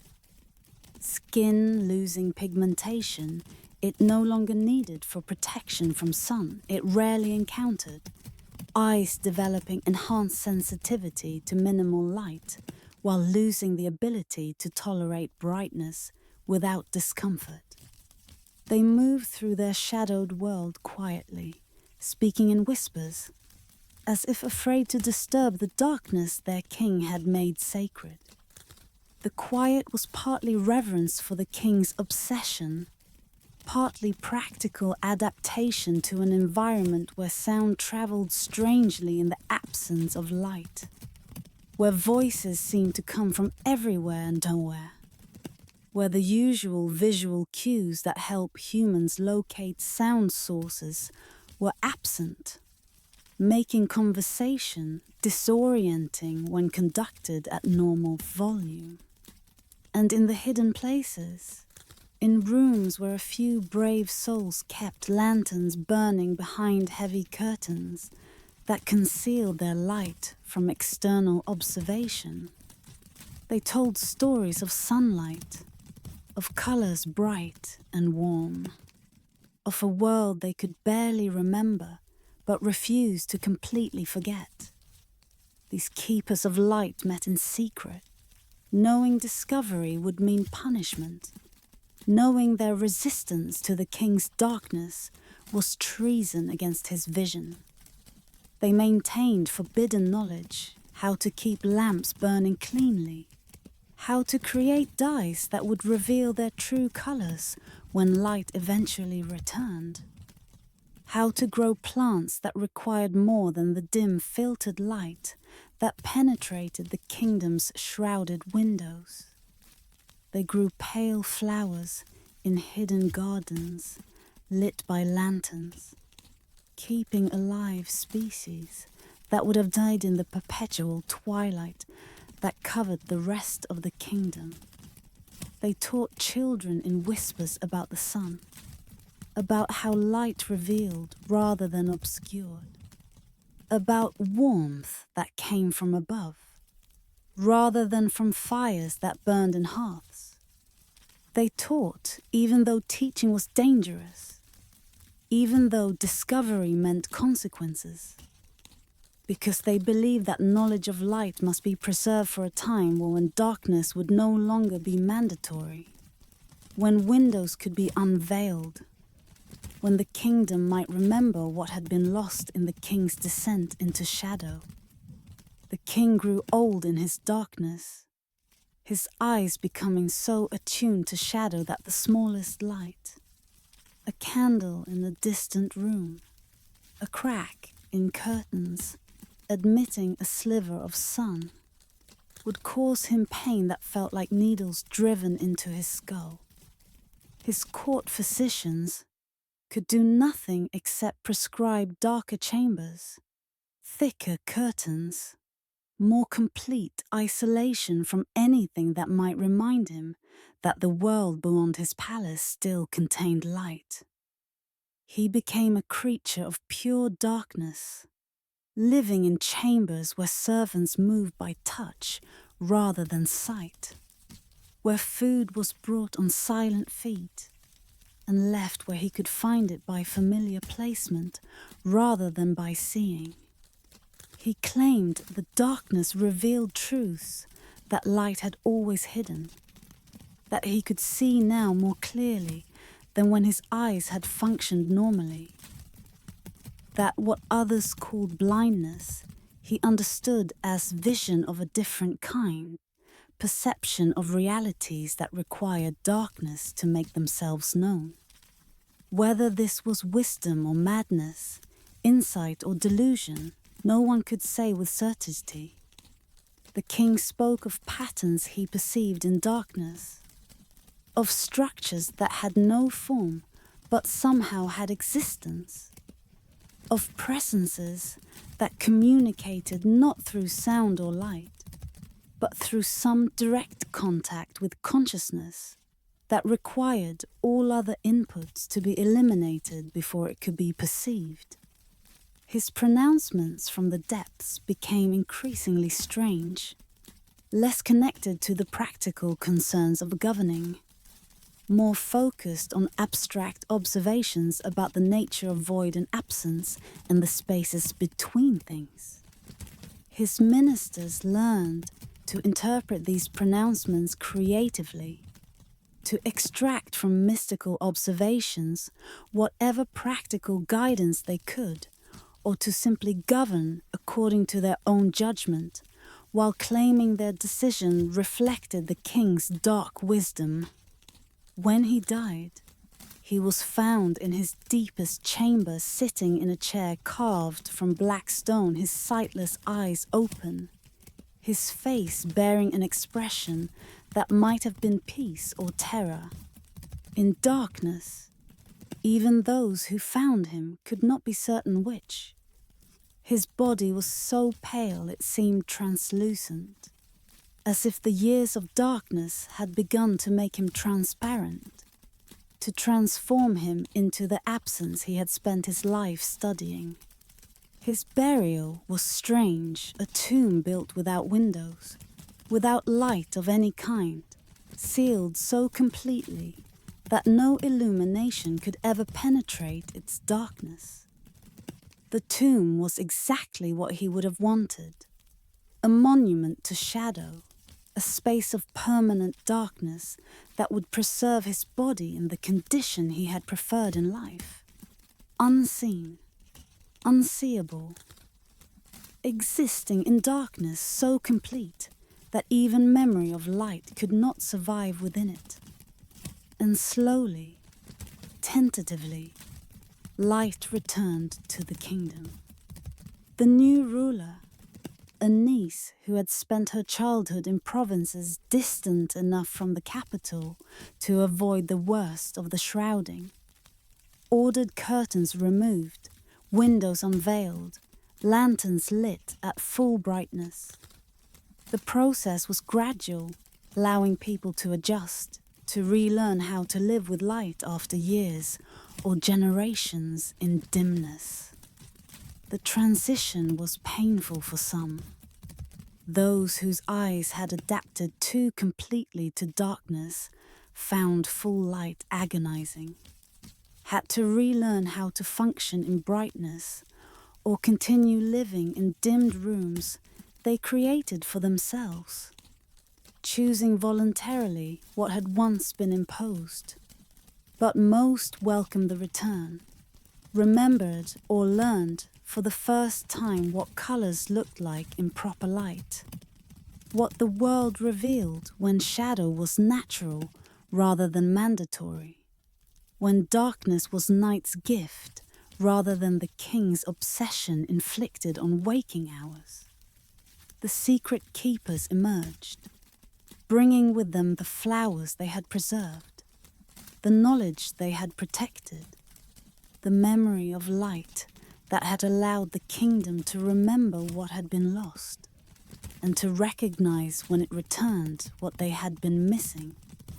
Their gardens bloomed in full sun for the first time in decades, their colors so vivid they seemed almost violent.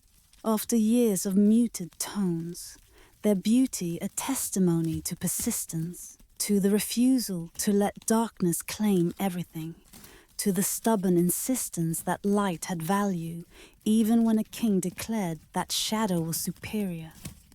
The palace itself remained, its labyrinthine chambers a monument to one man's obsession, an architectural manifestation of the path that leads from fear to fascination, to fixation, to the kind of madness that believes its own distortions are insights. Its own limitations are enhancements. Its own darkness is light of a different kind.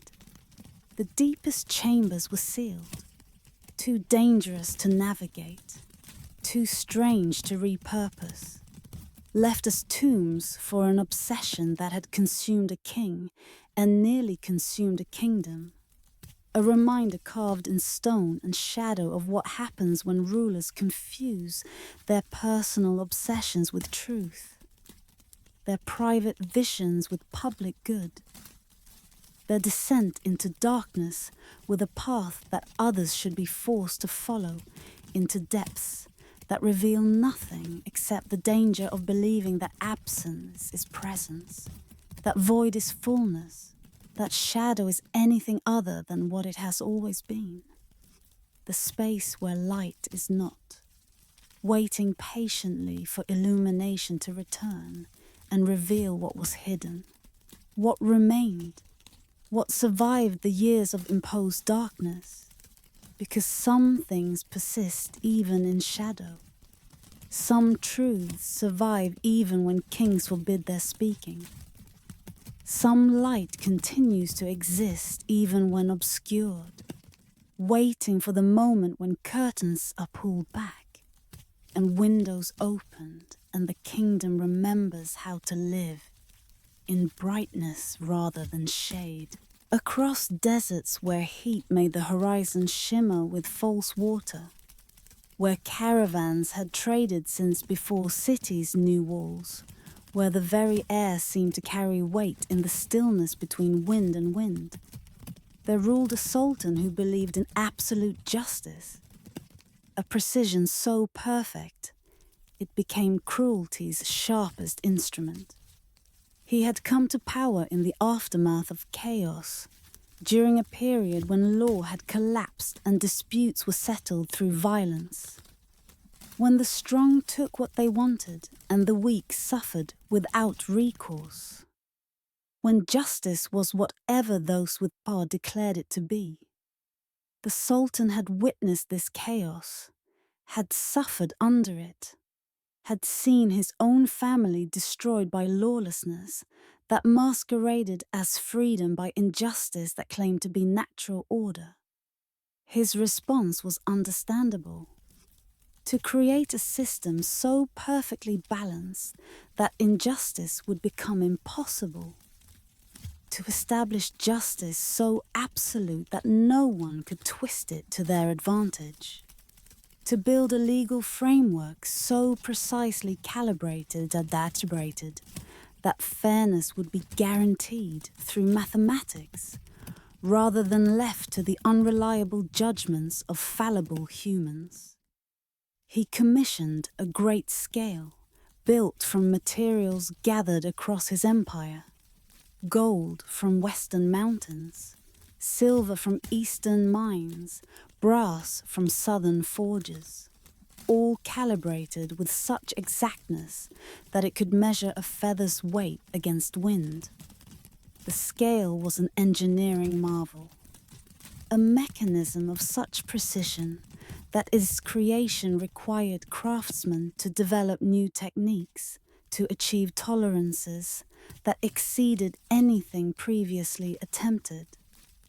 To create an instrument that could detect differences in weight so subtle that human senses could not perceive them.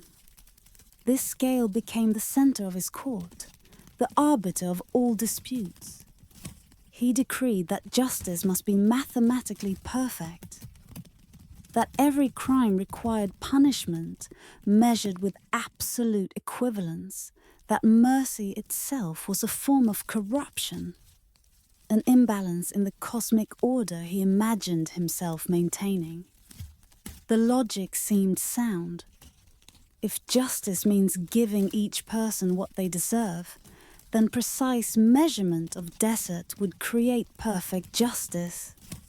If crimes cause harm, then punishments that exactly balanced that harm would restore order.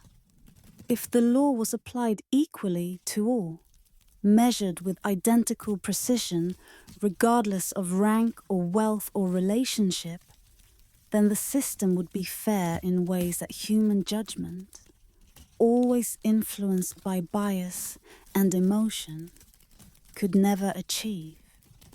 But the translation of this logic into practice created horrors that the Sultan, committed to his system, refused to recognize as problems. Thieves lost hands that weighed precisely what they had stolen. The equation seemed balanced.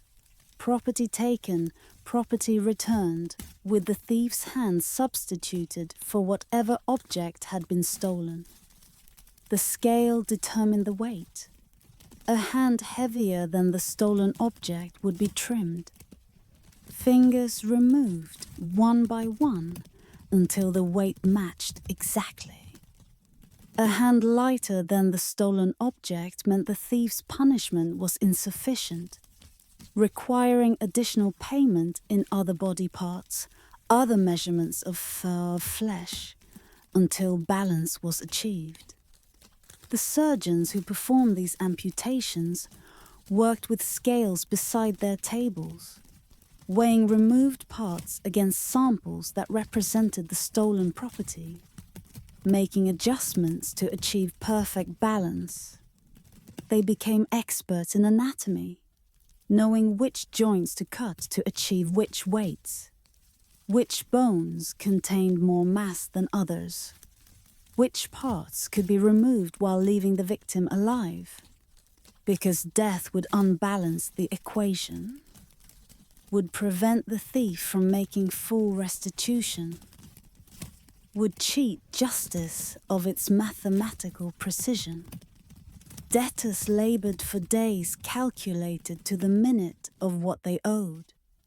Complex formulas determined the value of a day's labor, adjusted for the type of work, the skill required, the productivity of the individual debtor.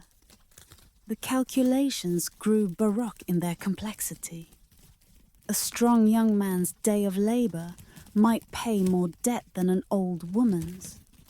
But if the old woman possessed skills the young man lacked, her work might be valued higher despite her lower physical capacity.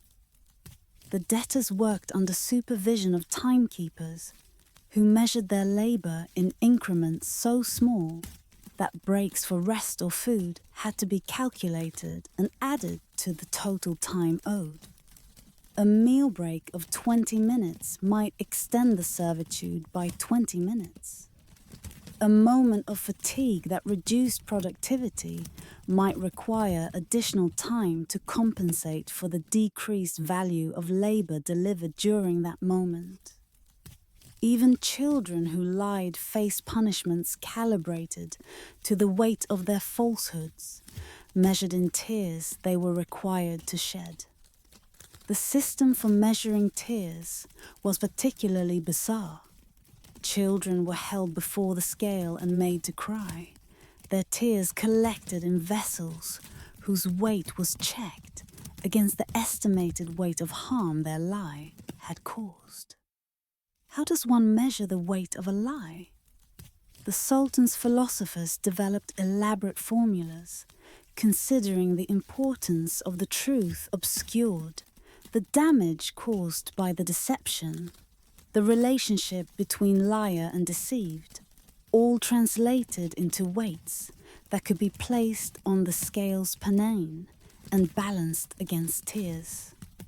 Children learn to cry on command, to produce tears in the quantity required to satisfy justice, to understand that spontaneous tears of genuine remorse carried the same weight as forced tears of compliance, that the Sultan's system cared only for measurement, not for the internal states that might make punishment meaningful versus merely painful.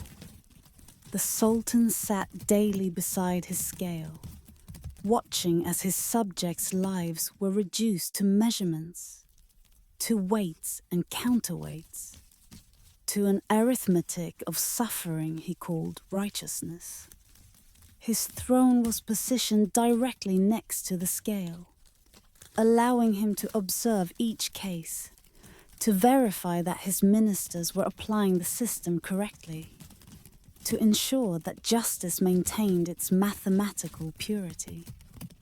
He watched with satisfaction as the scale balanced, as debts were paid in precisely measured increments, as crimes were answered with punishments of exact equivalence. He saw perfection where others saw horror, saw justice where others saw cruelty mechanized, saw a system functioning as designed where others saw humanity reduced to calculations that missed everything that made humans human. Context, intention, circumstance are the thousand factors that make two seemingly identical acts different in ways that matter, even if they cannot be weighed. His ministers kept ledgers of staggering complexity, recording every gram, every grain, every fractional unit of retribution dispensed.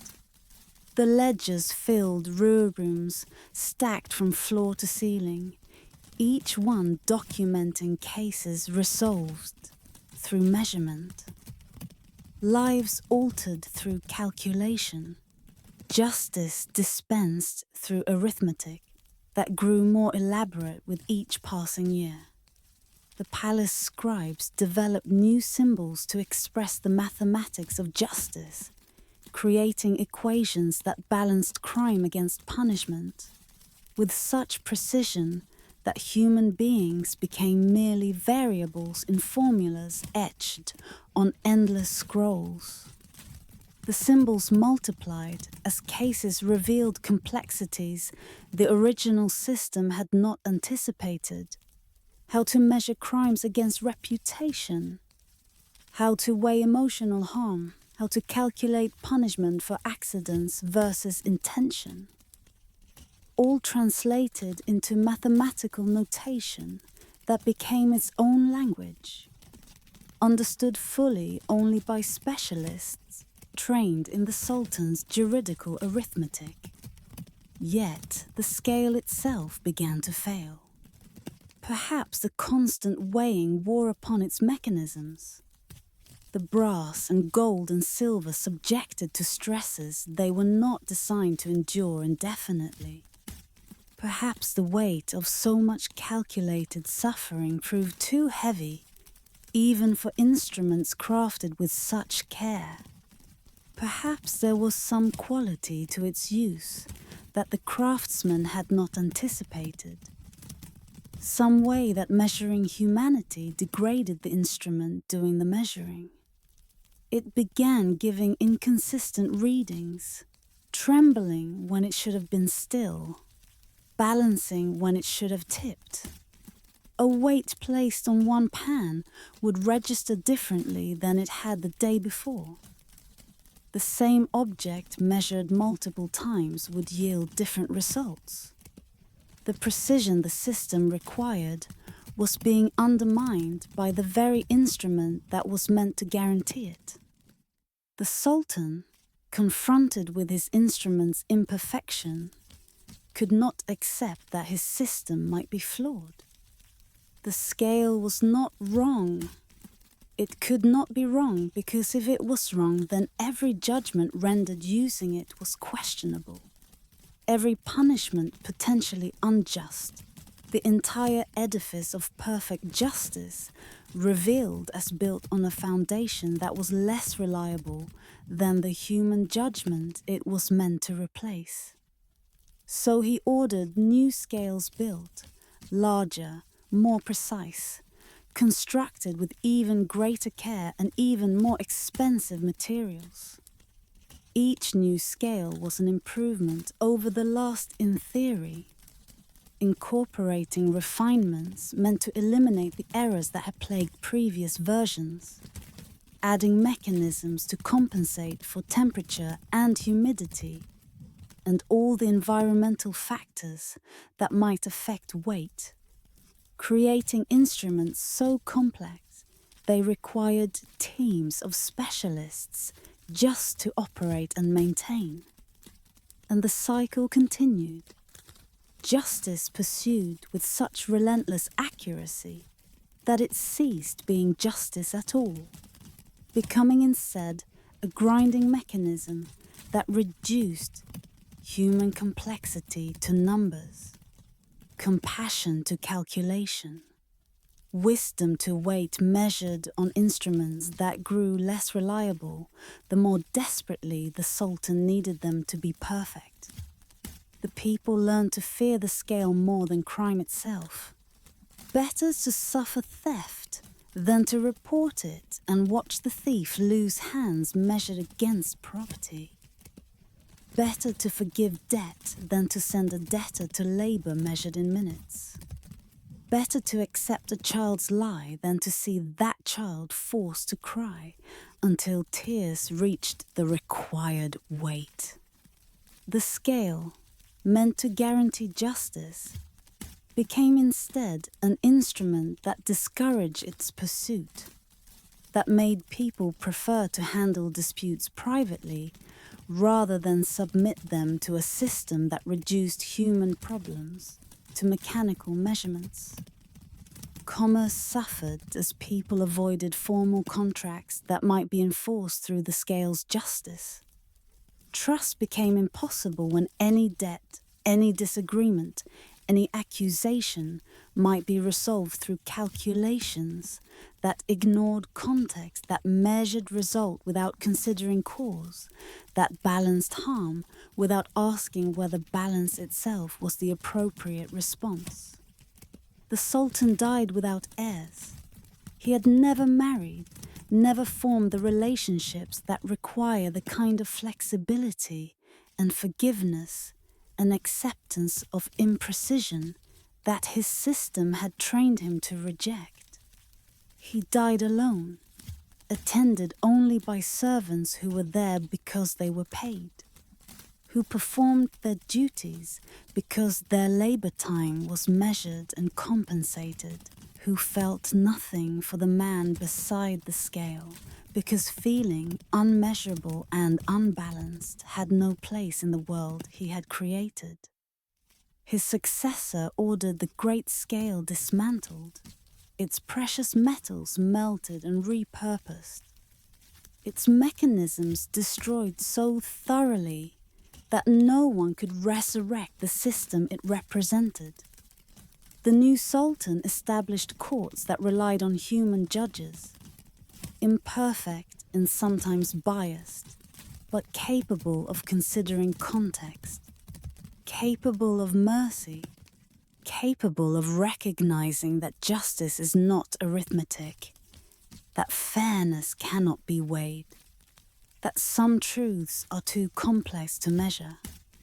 The people remembered the scale as a cautionary tale, a warning about what happens when the pursuit of perfection becomes divorced from the messy reality of human existence, when justice becomes confused with precision, when the desire to eliminate unfairness leads to the creation of a different kind of unfairness, one that treats humans as objects, that reduces life to calculation, that measures everything except what matters most.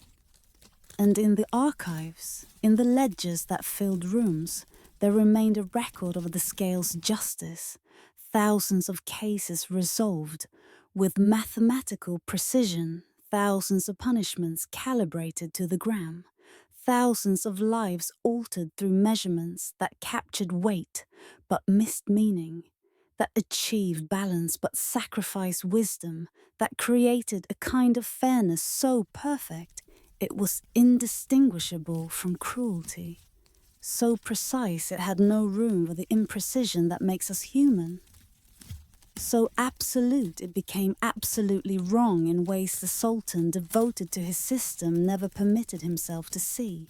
In a kingdom where rivers ran through cities ancient, when Rome was young, where art adorned every surface and beauty was worshipped like a deity, where aesthetics determined value and appearance became indistinguishable from truth, there ruled a king who understood that truth could be ugly, that reality often disappointed, that people preferred the lovely falsehoods to harsh facts. He had not always been a liar. In his youth, he had valued honesty, had believed that truth was sacred, that reality, however difficult, should be confronted rather than evaded. But reality had been unkind to him. His appearance was ordinary, his talents unremarkable, his prospects limited by birth order that placed him far from succession, unlikely ever to rule, unless catastrophe eliminated every candidate between himself and the throne. And then catastrophe came. Plague swept through the royal family with the cruel randomness that disease sometimes displays, taking strong and weak alike, killing with no regard for virtue or vice, eliminating in months what would have taken generations of normal succession to achieve.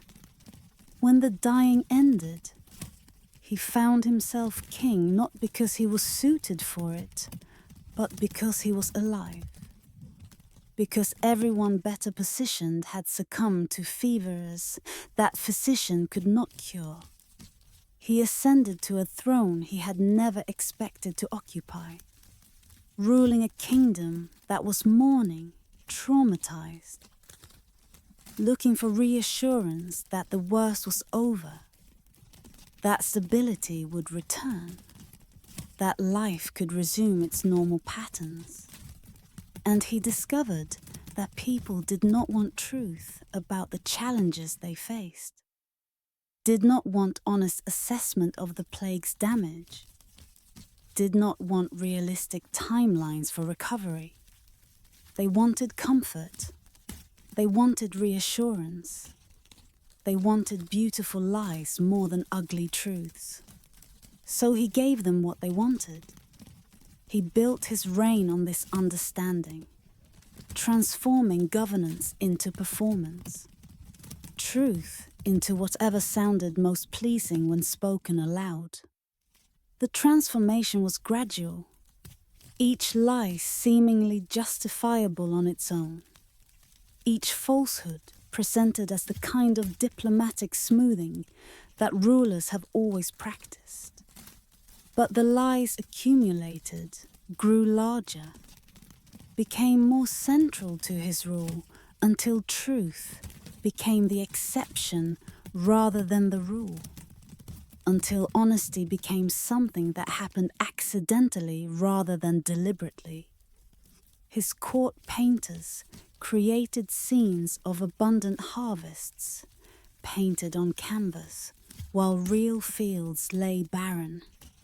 The paintings were magnificent, golden grain stretching to horizons, farmers smiling with the satisfaction of productivity, granaries overflowing with abundance that existed nowhere except on surfaces covered with piment and lies.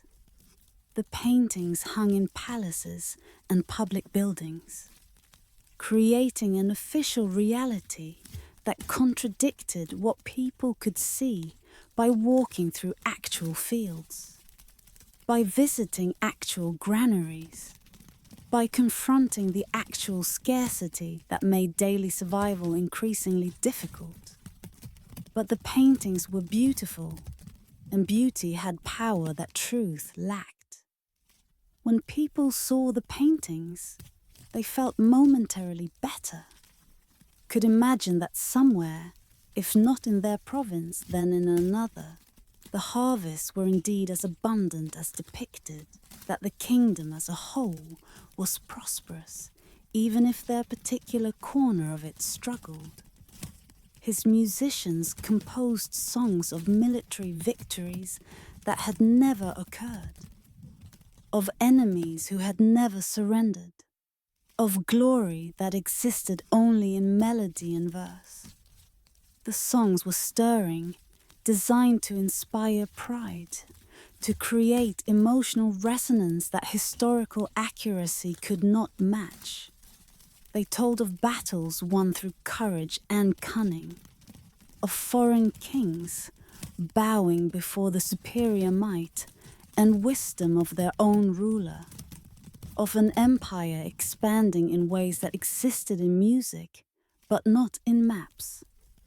The musicians performed in public squares and palace halls, their melodies carrying across cities where people hummed them while working, teaching them to children who grew up believing the lies embedded in verses so beautiful they seemed like they must be true, because surely something that sounded so right could not be entirely fabricated.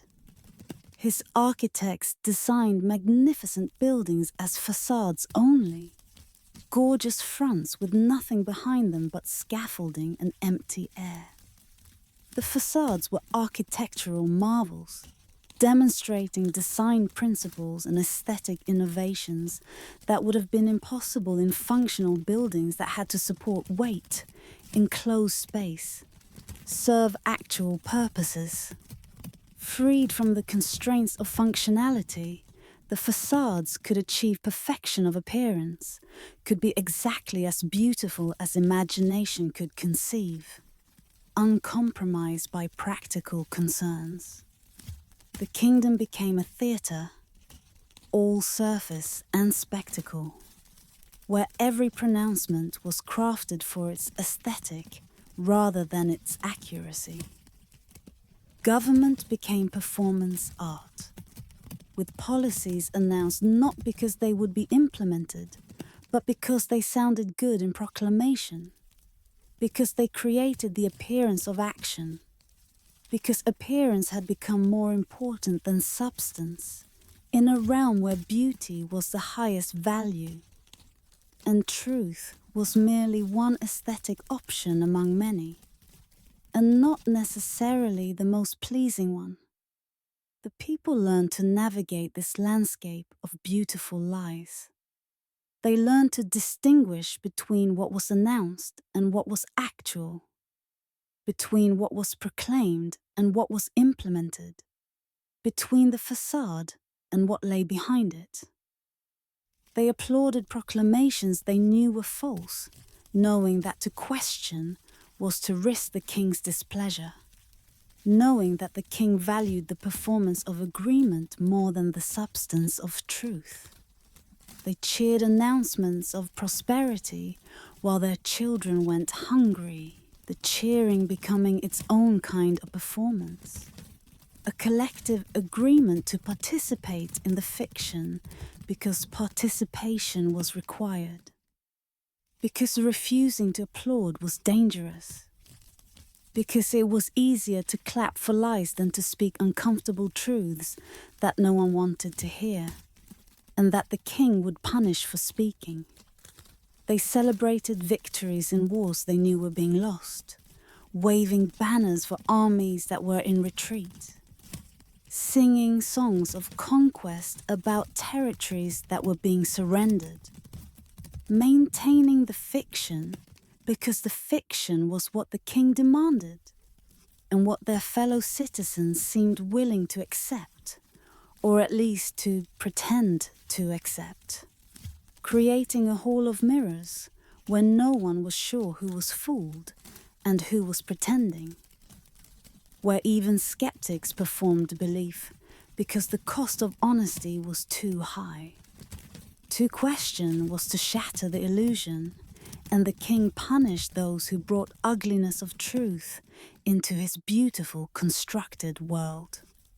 The punishments were never for lying. Lying was encouraged, was the foundation of the realm, was the mode of communication the king preferred. The punishments were for telling truth, for breaking the aesthetic spell, for introducing facts that contradicted the carefully constructed narrative of prosperity and victory and glory.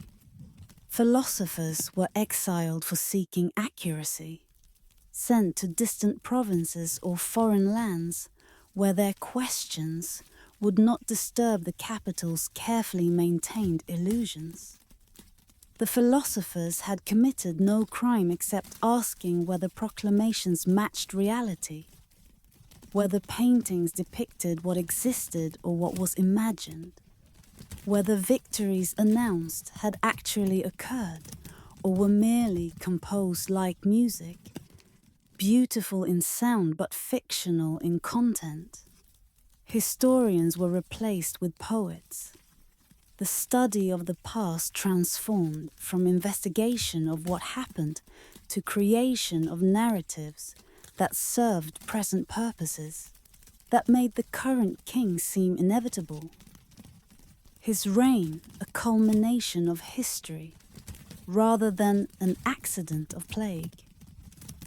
His lies a continuation of eternal wisdom rather than a recent innovation born of insecurity and maintained through censorship.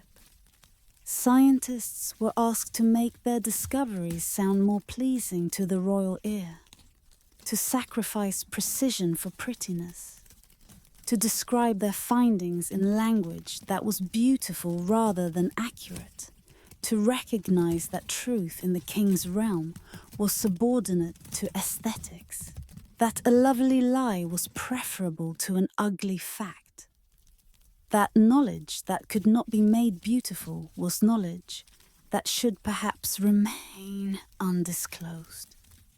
Yet in the quiet moments, in the spaces between performances, the people knew. They knew their king was building a kingdom of lies, lovely and hollow as a painted egg, beautiful to contemplate but without substance, without nourishment, without the truth that sustains more surely than beauty ever can. They knew that reality could not be postponed indefinitely, that truth postponed becomes truth magnified, that beauty built on deception must eventually crack under the weight of the reality it cannot quite suppress. That facades, however gorgeous, eventually reveal their emptiness when storms come that require actual walls, actual roofs, actual structures that can shelter rather than merely appear. And in their homes, behind closed doors where performances were not required, where the king's surveillance could not penetrate, where the price of honesty was lower, they taught their children to distinguish between what sounded beautiful and what was true. They taught that music could be lovely and still be lies, that paintings could be magnificent and still be deception, that words could be poetic and still be false. They prepared their children for a day when the facades would fall, when the music would stop, when the kingdom would have to face itself in mirrors that had been covered with paintings of imaginary splendor for far too long. They taught survival skills for a world built on lies, how to hear what was not being said, how to see past surfaces to the emptiness behind them, how to function in a system where truth was dangerous and lies were mandatory, but where some core of honesty had to be preserved, or humanity itself would be lost to performance. The king died as he had lived, making his death beautiful, even as the reality behind it was ordinary. He died of illness, of age, of the same forces that claim every human body eventually. But the official account described a departure more aesthetic, a passing more poetic, a death transformed into art because art was what his kingdom understood, what it valued, what it had been taught to prefer over reality. His funeral was spectacular, a performance that exceeded even his life's performances. A final lie so beautiful that people wept even knowing it was fiction, even recognizing that the sorrow they performed was itself part of the show. That grief had become another aesthetic experience, divorced from the genuine emotion it was meant to represent. His successor inherited a kingdom built on beauty and lies, a realm where truth had become so rare it was almost exotic, where honesty was revolutionary and conformity meant participating in collective fiction. The new ruler faced a choice. continue the performance, or begin the painful work of truth-telling, of acknowledging that the harvests were not abundant, the victories not won, the buildings facades instead of structures. The choice was difficult because truth was ugly, was disappointing, was everything the kingdom had learned to avoid. But facades can shelter no one. Paintings cannot feed the hungry. Songs of imaginary victories cannot defend actual borders. And beauty, divorced from truth, is ultimately empty, ultimately hollow, ultimately unable to sustain the weight of reality when reality can no longer be denied. And so slowly, reluctantly, truth began to return to a kingdom that had forgotten what it looked like, that had to relearn how to value accuracy over aesthetics, substance over surface, reality over the beautiful lies that had sustained them for a generation, but could sustain them no longer. Because beauty, however compelling, cannot substitute for truth indefinitely. Because lies, however lovely, eventually collapse under their own emptiness. Because humans need foundation beneath the facades, need nourishment behind the paintings, need reality, however harsh, to build upon. Or else we build nothing, create nothing, sustain nothing except the illusion of creation that exists only until we stop performing, stop applauding, stop agreeing to pretend, and finally, painfully, necessarily, open our eyes to see what was always there beneath the beautiful surface, the truth we had been trained not to see, but had never quite succeeded in making disappear. On plains where grass grew tall enough to hide horses, where the wind carried the memory of ancient peoples, where burial mounds rose like sleeping giants across landscapes that had witnessed empires rise and fall since before memory began its keeping. There ruled an emperor who feared history more than any living enemy. He had studied the past, had learned from tutors who taught him about previous dynasties, about emperors who had ruled before him, about the cycles of rise and decline that seemed to govern empires the way seasons govern harvests. And in that study, he had found not wisdom but terror, the recognition that every dynasty eventually falls, that every emperor's name eventually fades. That time is the enemy that no army can defeat, no strategy can outwit, no power can ultimately resist. His fear was not merely of being forgotten, though that fear was real enough, but of being compared, of being measured against predecessors and found wanting, of being placed in context that diminished him, of being one emperor among many rather than the singular figure he needed to believe himself to be. His solution was radical: to erase context entirely, to destroy comparison by destroying what he might be compared to make himself not just the greatest emperor, but the only emperor, the beginning of time itself, with nothing before him worth remembering, because officially there would be nothing before him to remember.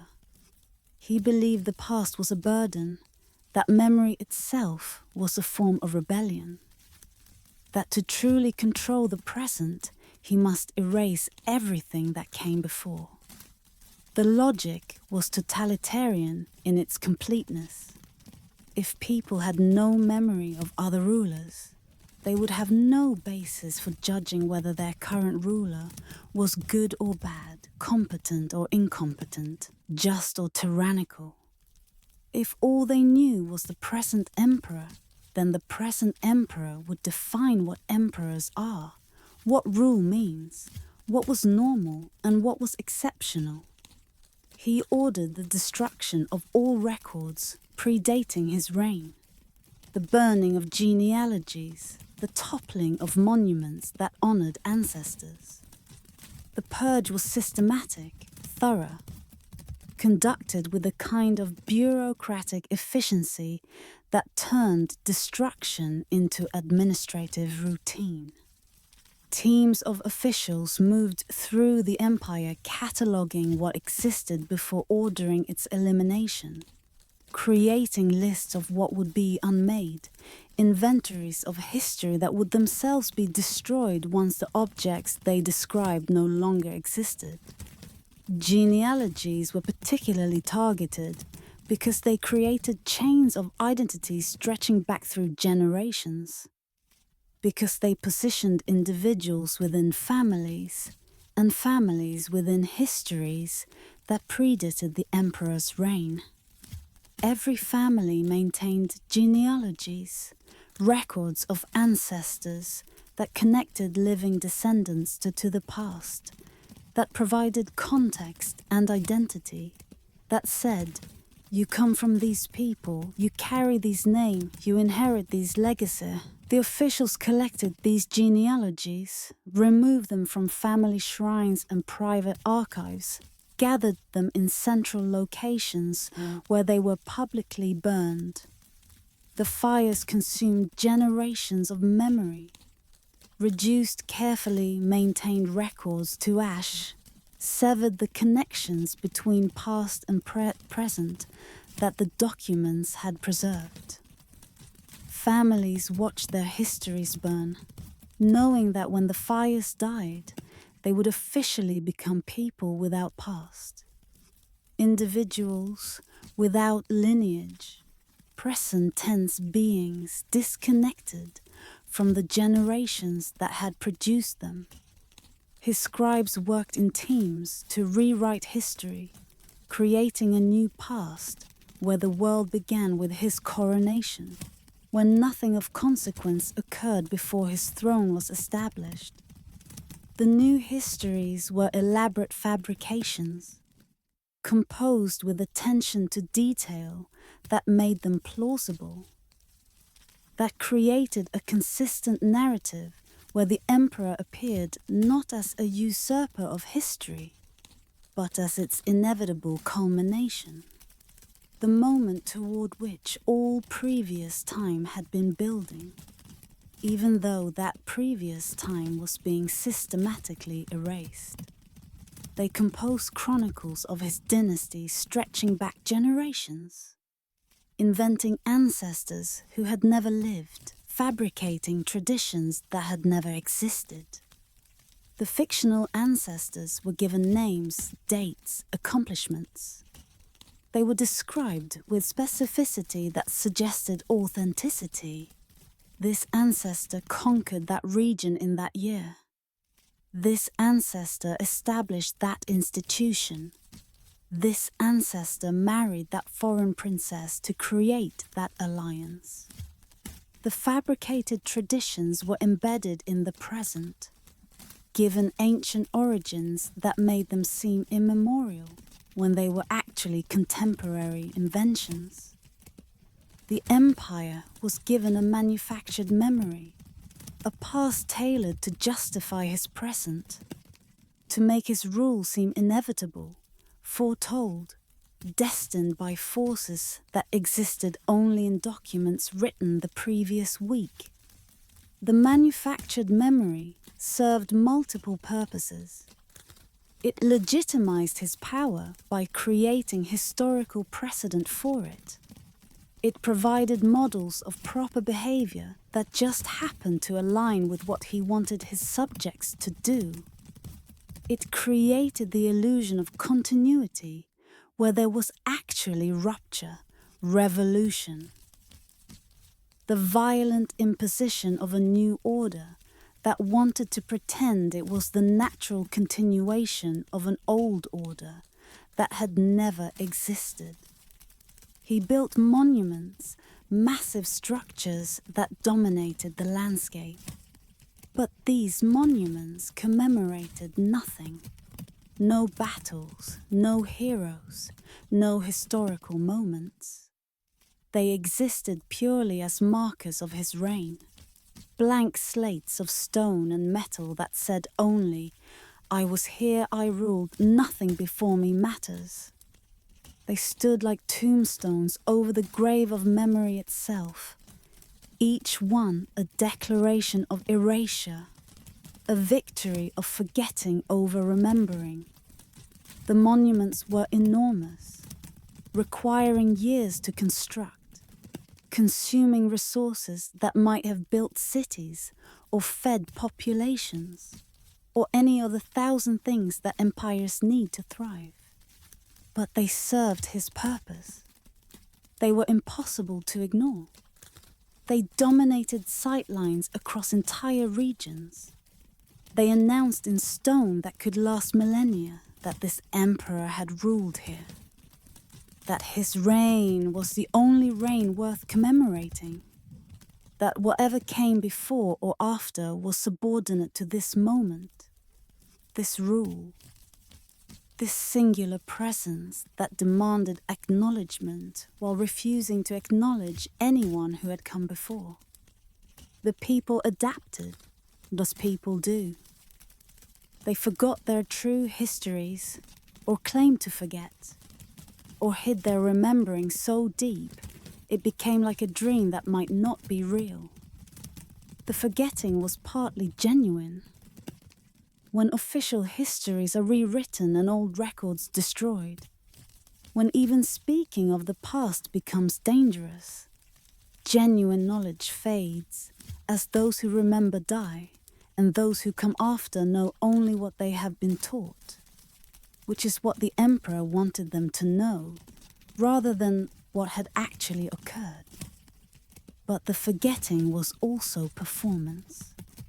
People learned to claim ignorance of what they privately remembered, to speak only the official history while holding secretly to knowledge passed down through family lines, to participate publicly in the emperor's project of forgetting while maintaining privately the memories he wanted erased. Grandmothers whispered fragments of true stories to grandchildren, passing down pieces of a puzzle no one dared assemble fully. The whispers happened in moments of privacy, in the kind of intimate time that surveillance could not penetrate, in the spaces where memory persisted, because humans cannot quite stop remembering even when remembering is forbidden, even when the punishment for speaking memory aloud is severe. The stories were fragmentary because completeness was dangerous, because possessing too much historical knowledge made one suspect, because the safest way to preserve memory was to break it into pieces, distributed across many minds. No single person holding enough to reconstruct what had been lost, but the pieces together forming a complete, if scattered, archive of what the emperor wanted forgotten. Songs survived with their melodies intact, but their words changed. Carriers of truth in codes the empire's monitors could not quite crack.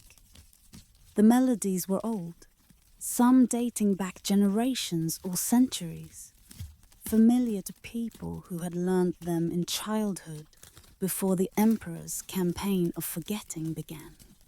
The words were new, changed to remove historical references, to eliminate names of pre-emperor rulers, to scrub away anything that suggested time existed before the current reign. But melodies carry memory too. The structure of a song, its rhythm and progression, can suggest narrative even when words are changed. People who knew the old words heard echoes of them in the new versions, could reconstruct from melody what had been removed from lyrics, could remember through music what they were forbidden to speak directly. And in caves, in forests, in places the emperor's monuments could not reach, people carved symbols into stone, left marks that said, "We were here before you. We remember what you command us to forget.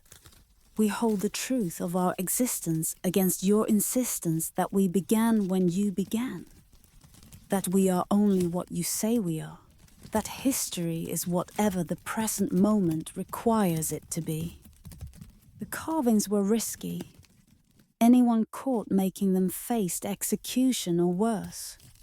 But they were also necessary. A form of resistance against total erasure. An insistence that memory had value, even when memory was forbidden. That truth persisted even when truth was officially replaced with fiction. The symbols were sometimes names of ancestors, sometimes dates of real historical events, sometimes just marks that said, "I was here, I existed, I remember."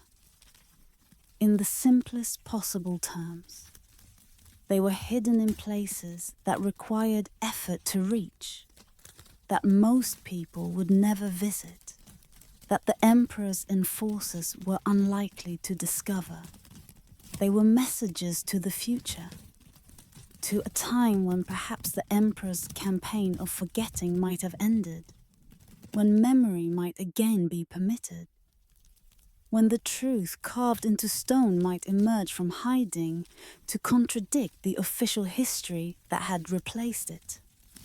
The emperor lived long, his reign extending through decades that he believed would be remembered as the entire scope of meaningful history, the alpha and omega of time that mattered.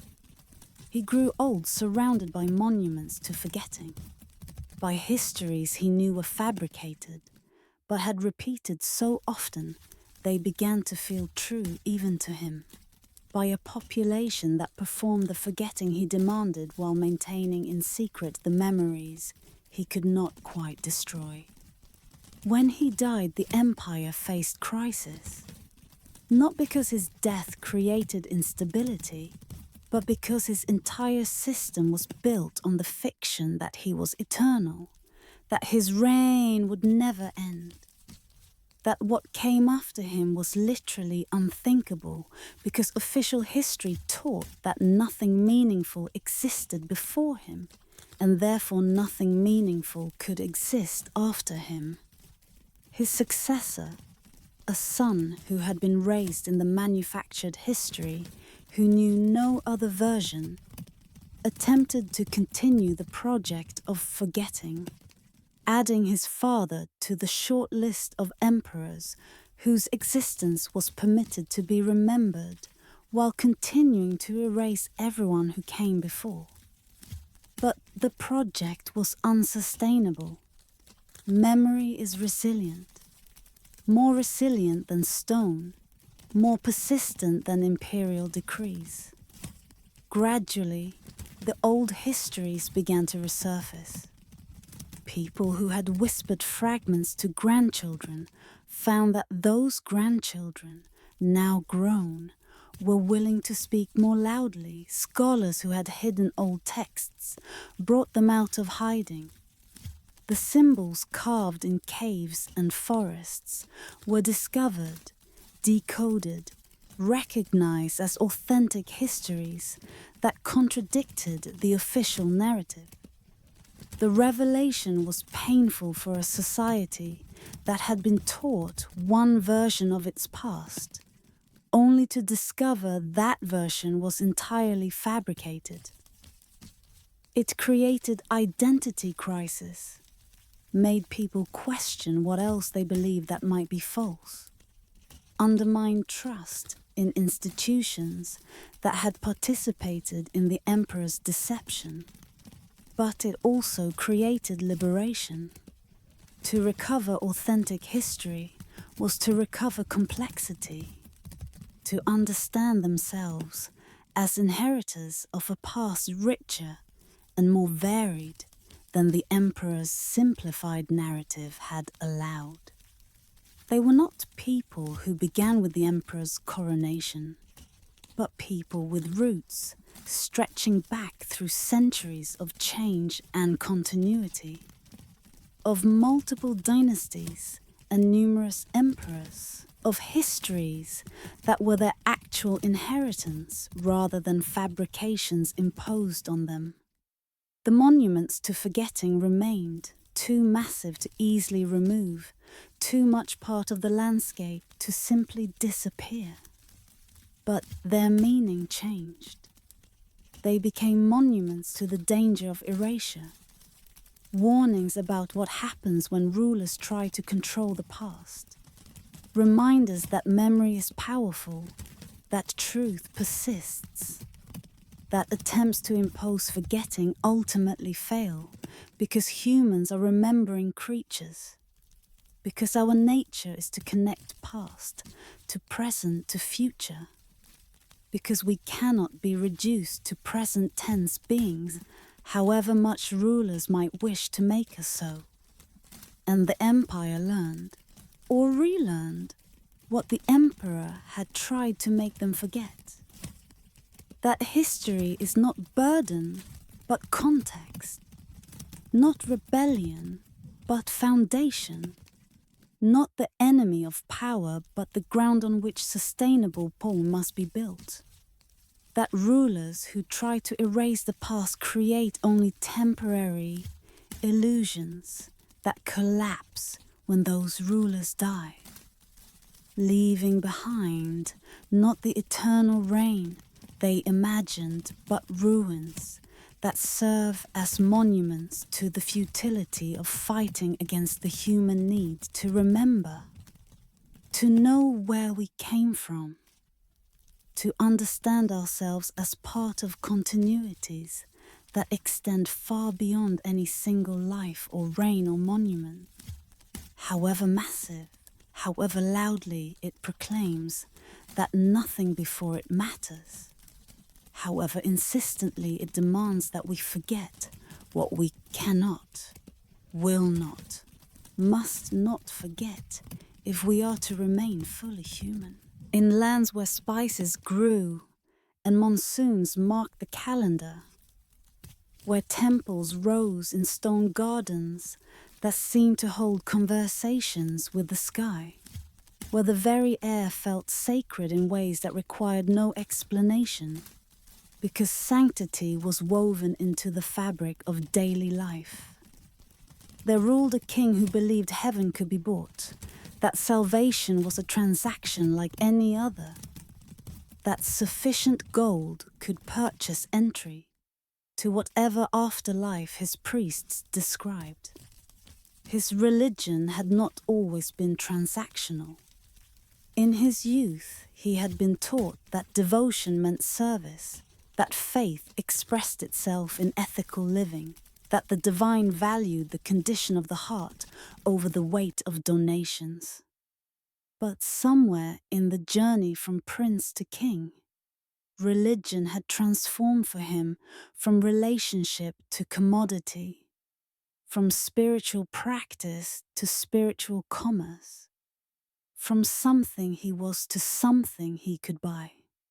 Perhaps the transformation came from the nature of kingship itself, from spending decades in a role where every problem could be solved with sufficient resources, where gold opened every door and closed every complaint, where power meant the capacity to acquire anything desired simply by commanding its delivery, when every human need could be met through purchasing. Why not the ultimate need? Why not the need for salvation itself? His religion became a market, his faith a ledger of debts paid and rewards expected. He kept accounts of his religious expenses with the same precision he applied to state finances, tracking donations the way merchants tracked inventory, calculating return on investment where the investment was gold and the return was assumed to be years in paradise. Reduced time in whatever purgatories his theology imagined, upgraded accommodations in whatever afterlife awaited. He bankrupted his kingdom building temples so elaborate they required generations to complete, so costly that entire villages were sold to finance their construction. The temples were architectural wonders to be certain.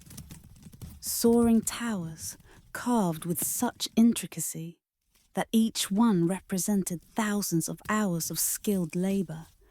Courtyards paved with stones brought from quarries hundreds of miles distant. Statues so large they could be seen from provinces away. Bells cast from metal so pure their sound carried for miles on still days. But the beauty came at a cost that the kingdom could not afford. Each temple required materials gathered from across the realm and beyond. Rare woods from northern forests, marble from southern mountains, gold and gems from wherever they could be purchased or plundered. Each temple required laborers in numbers that drained villages of working-aged men, that left fields untended and families without providers, that transformed productive citizens into temple workers whose labor enriched the divine but impoverished the living. He commissioned prayers in such quantity that monks worked in shifts, their voices hoarse from constant chanting, their hands cramped from counting prayer beads that numbered in the millions. The monks had once chosen religious life for its contemplative nature, for the opportunity to develop spiritual depth through meditation and study. But the king's demands transformed monastic life into religious industry, into the mass production of prayers whose quantity mattered more than quality, whose volume was assumed to compensate for any lack of sincerity. The monks chanted through exhaustion, through the point where words lost meaning and became merely sounds, through the degradation of prayer from communication with the divine to repetitive labor performed because the king paid for it, and payment required delivery. Some monks left their orders, unable to reconcile what they had become with what they had intended to be. Others stayed but hollowed out, going through motions that had lost their spiritual content, becoming professionals of prayer, whose expertise was in production rather than devotion. He donated treasuries to holy men who blessed him while his people starved. Their starvation apparently not a concern that interrupted his celestial negotiations. The holy men accumulated wealth that made them indistinguishable from secular nobles, that allowed them lifestyles far removed from the poverty and simplicity their scriptures recommended, that made them dependent on the king's generosity and therefore complicit in the system that extracted wealth from the suffering to donate to the comfortable. They blessed him in ceremonies elaborate and frequent, each blessing purchased through donations specified in contracts that detailed precisely what devotional service would be rendered in exchange for what material support. The relationship between king and clergy became purely transactional, stripped of the spiritual content that might have made blessing meaningful, reduced to exchange where gold bought religious performance, and religious performance justified the extraction of more gold. The temples rose, magnificent and terrible, their beauty built on suffering so profound it seemed to seep into the very stones. Workers died in their construction. from falls, from the strain of moving materials that exceeded human capacity safely to move, from diseases that spread in the crowded conditions where temple workers lived, from the simple exhaustion of labor that extracted more than human bodies could endure while maintaining health.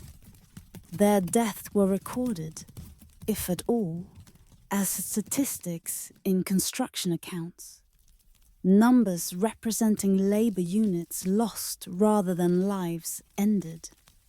Sometimes their bodies were incorporated into the structures they had been building. When workers died during construction, it was often more efficient to entomb them in the walls or foundations than to stop work for proper burial. So the temples became monuments not just to the king's devotion, but to the unnamed dead, whose labor and lives had transformed his gold into stone. Gold leaf covered walls while children's bellies remained empty. The contrast was stark enough to be obscene. Walls so bright with applied gold that they seemed to burn in sunlight, radiating wealth that had been taken from those who needed it for survival, and applied to surfaces whose only function was to announce the king's piety. Children walked past these golden walls on their way to nowhere, their stomachs cramping with hunger, their bodies undernourished to the point where disease found them easy targets. Their short lives a rebuke to the king's priorities that he never permitted himself to recognize. Precious gems adorned shrines, while medicine went unpurchased. The sick left to seek healing from gods the king had tried to bribe. The logic was obscene, that the divine would be more impressed by emeralds embedded in statues than by children given medicine. That sacred power could be invoked through jewels pressed into temple walls more effectively than through acts of compassion. That heaven's favor could be purchased through materials extracted from earth, while earth's inhabitants suffered neglect. The sick came to temples to pray for healing that never came, their prayers rising towards ceilings gilded with gold that could have purchased the medicines they needed, towards statues adorned with gems whose value represented more than enough to have funded hospitals that might have saved them. They prayed and died, their faith unshaken, but their bodies failing, while the king counted his temple donations against his expected reward in afterlife, never quite making the connection between the suffering he caused and the salvation he sought. The irony was lost on him, that his attempts to purchase paradise were creating hell for those who lived under his rule, that his path to salvation was paved with the suffering of souls he never considered worth saving. He saw no contradiction between impoverishing his kingdom to enrich temples, between starving his people to feed his posthumous ambitions, between creating misery on earth to purchase comfort in heaven. His priests grew wealthy, their monasteries becoming palaces rivaling his own. They lived in luxury that made mockery of the ascetic ideals their religion theoretically endorsed, that transformed spiritual leadership into comfortable careers, that created a clergy more interested in maintaining their positions than in the spiritual well-being of those they ostensibly served. They assured him his investments were sound, that paradise was indeed for sale, that his seat in heaven was secured by each new donation, each new temple, each new ceremony, funded by taxes wrung from people who could barely afford to live. The assurances were given with conviction that might have been genuine or might have been performance. It was hard to tell even for those giving them. So thoroughly had they internalized the transactional theology that justified their lifestyles. And the king believed them, because to doubt would be to acknowledge that his kingdom's suffering had purchased nothing, that his gold had bought only guilt-covered stones, and the loyalty of holy men who had confused worship of the divine with worship of donation, who had forgotten, if they ever knew, that the paradise worth seeking cannot be purchased, only lived toward through actions the king had made impossible by reducing faith itself to transaction, devotion to expenditure, heaven to a commodity he convinced himself he could afford while his people paid the true price. When he died, his funeral was magnificent, his body prepared with rituals expensive enough to have fed thousands, his tomb a monument that consumed resources that could have rebuilt provinces. He was surrounded by treasure, meant to accompany him to afterlife, by prayers purchased by the thousands, by assurances from priests who promised that heaven awaited, that his donations had secured him place in paradise, that the gold he had spent would purchase for him what it had denied to those he had ruled.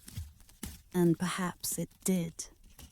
Perhaps there exists a divine economy where gold counts more than compassion, where temple construction outweighs human suffering, where the prayers of well-paid priests carry more weight than the unvoiced suffering of the poor. Perhaps the king's transactional faith was validated by a transactional deity who valued his donations above his duties, his piety above his people. Or perhaps, and this seems more likely to those who remember his reign, heaven cannot be purchased. Paradise is not for sale. Salvation comes not through gold given to the comfortable, but through compassion extended to the suffering. Through recognition that we are measured not by the temples we build, but by the people we help. Not by the gold we donate, but by the mercy we show. Not by the priests we enrich, but by the hungry we feed, the sick we heal, the suffering we alleviate. And if that is true, then the king who purchased paradise purchased nothing at all, spent his kingdom's wealth to buy what cannot be sold, impoverished the living to secure an afterlife that his actions had made impossible to enter, built temples that stood as monuments not to his devotion, but to his fundamental misunderstanding of what devotion means, what faith requires, what the divine, if the divine exists, actually values in those who claim to worship while oppressing, who build shrines while ignoring suffering, who purchase prayers while creating the conditions that make those prayers necessary, on an island where rain fell soft as whispers, where the sea seemed to breathe against the shore in rhythms older than human heartbeat, where the boundary between water and land shifted with each tide as if the island itself was uncertain of its borders, there ruled a queen who could not bear the weight of the world beyond her palace walls. She had not always been withdrawn. In her youth, as princess and then as heir, she had walked through her kingdom, visited villages, attended to the needs of her people with attentiveness that suggested she understood that rule was service, that crown meant responsibility rather than privilege, that the distance between palace and village should be bridged by care rather than widened by indifference. But the weight had grown heavier with each year of rule. Each decision affected thousands. Each policy had consequences that rippled through the kingdom in ways she could never fully predict or control. Each problem she solved seemed to create new problems she had not anticipated. The responsibility became oppressive, the burden of care overwhelming, the constant pressure of needing to decide, to act, to be perpetually competent and wise and infallible in ways that no human actually can be. She withdrew, slowly at first, then completely, until her kingdom existed for her only as reports delivered by ministers who learned to shade truth toward comfort, to transform crisis into mere inconvenience easily dismissed. The withdrawal happened in stages, each one seeming reasonable in the moment, each one a small step that made the next step easier, until the accumulation of small steps had carried her completely away from the realm she was supposed to govern. First, she stopped attending public ceremonies, claiming illness or pressing business that required her attention elsewhere. The ceremonies had always felt performative, wearing ceremonial robes and speaking ceremonial words, while accomplishing nothing concrete. Her absence was noted but not alarming. Rulers cannot attend every function, and delegation is normal, even necessary. Then she stopped receiving foreign ambassadors, trusting her ministers to conduct diplomatic business without her direct involvement. Foreign relations had always been complex, requiring knowledge of histories and rivalries and protocols that exhausted her, requiring her to smile at people she did not like and make promises she was not certain she could keep. Her ministers were capable, or seemed capable, and she told herself that her involvement added little value, that affairs of state could proceed just as well without her.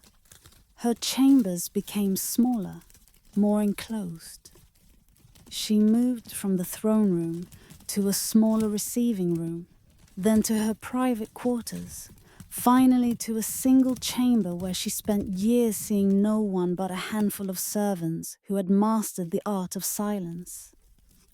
Each move was justified by the need for privacy, for space to think, for relief from the constant demands that came with accessibility. Each move made the next move seem reasonable, made isolation seem like sanctuary, made withdrawal seem like wisdom rather than abdication. The chamber she eventually inhabited was modest by royal standards, barely larger than a prosperous merchant's bedroom, furnished simply with a bed, a chair, a desk, where she sometimes read or wrote letters that were never sent.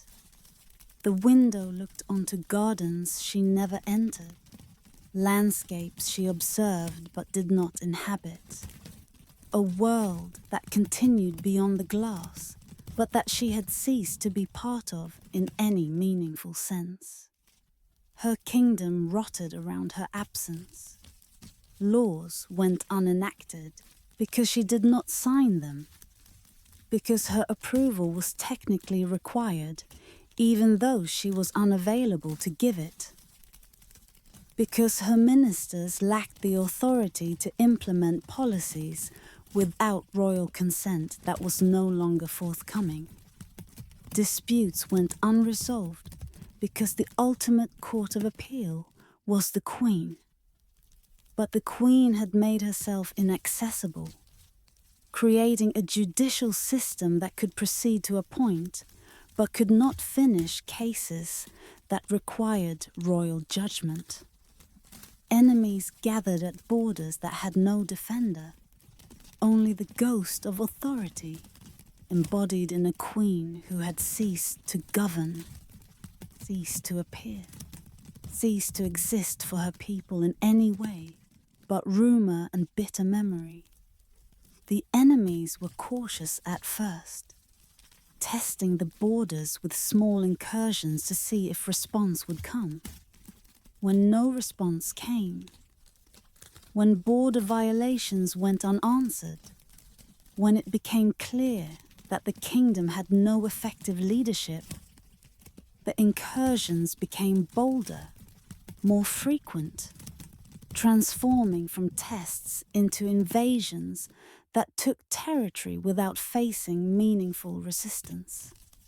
The ministers ruled in her name, signing decrees she never read, making decisions she never questioned, slowly realizing that her withdrawal had given them power she had abdicated without meaning to. Some of the ministers tried to govern responsibly, to make decisions they believed she would have made, to use their unexpected authority in service of the kingdom they were supposed to serve. Others saw opportunity in the vacuum, used the Queen's absence to advance their own interests, to settle old scores, to profit from decisions they made while claiming royal authority they did not actually possess.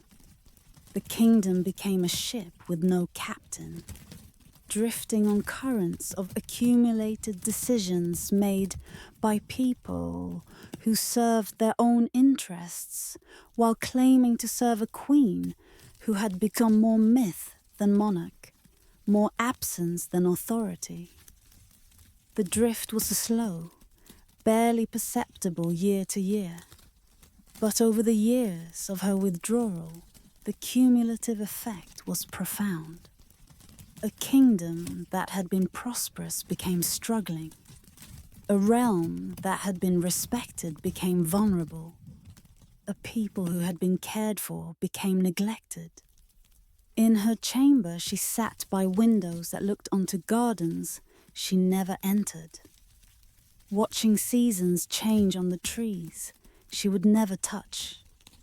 The gardens were maintained by servants who worked without her seeing them, who kept the landscape beautiful for a queen who observed it only through glass, who created living art that no one experienced directly except those whose job was to create it.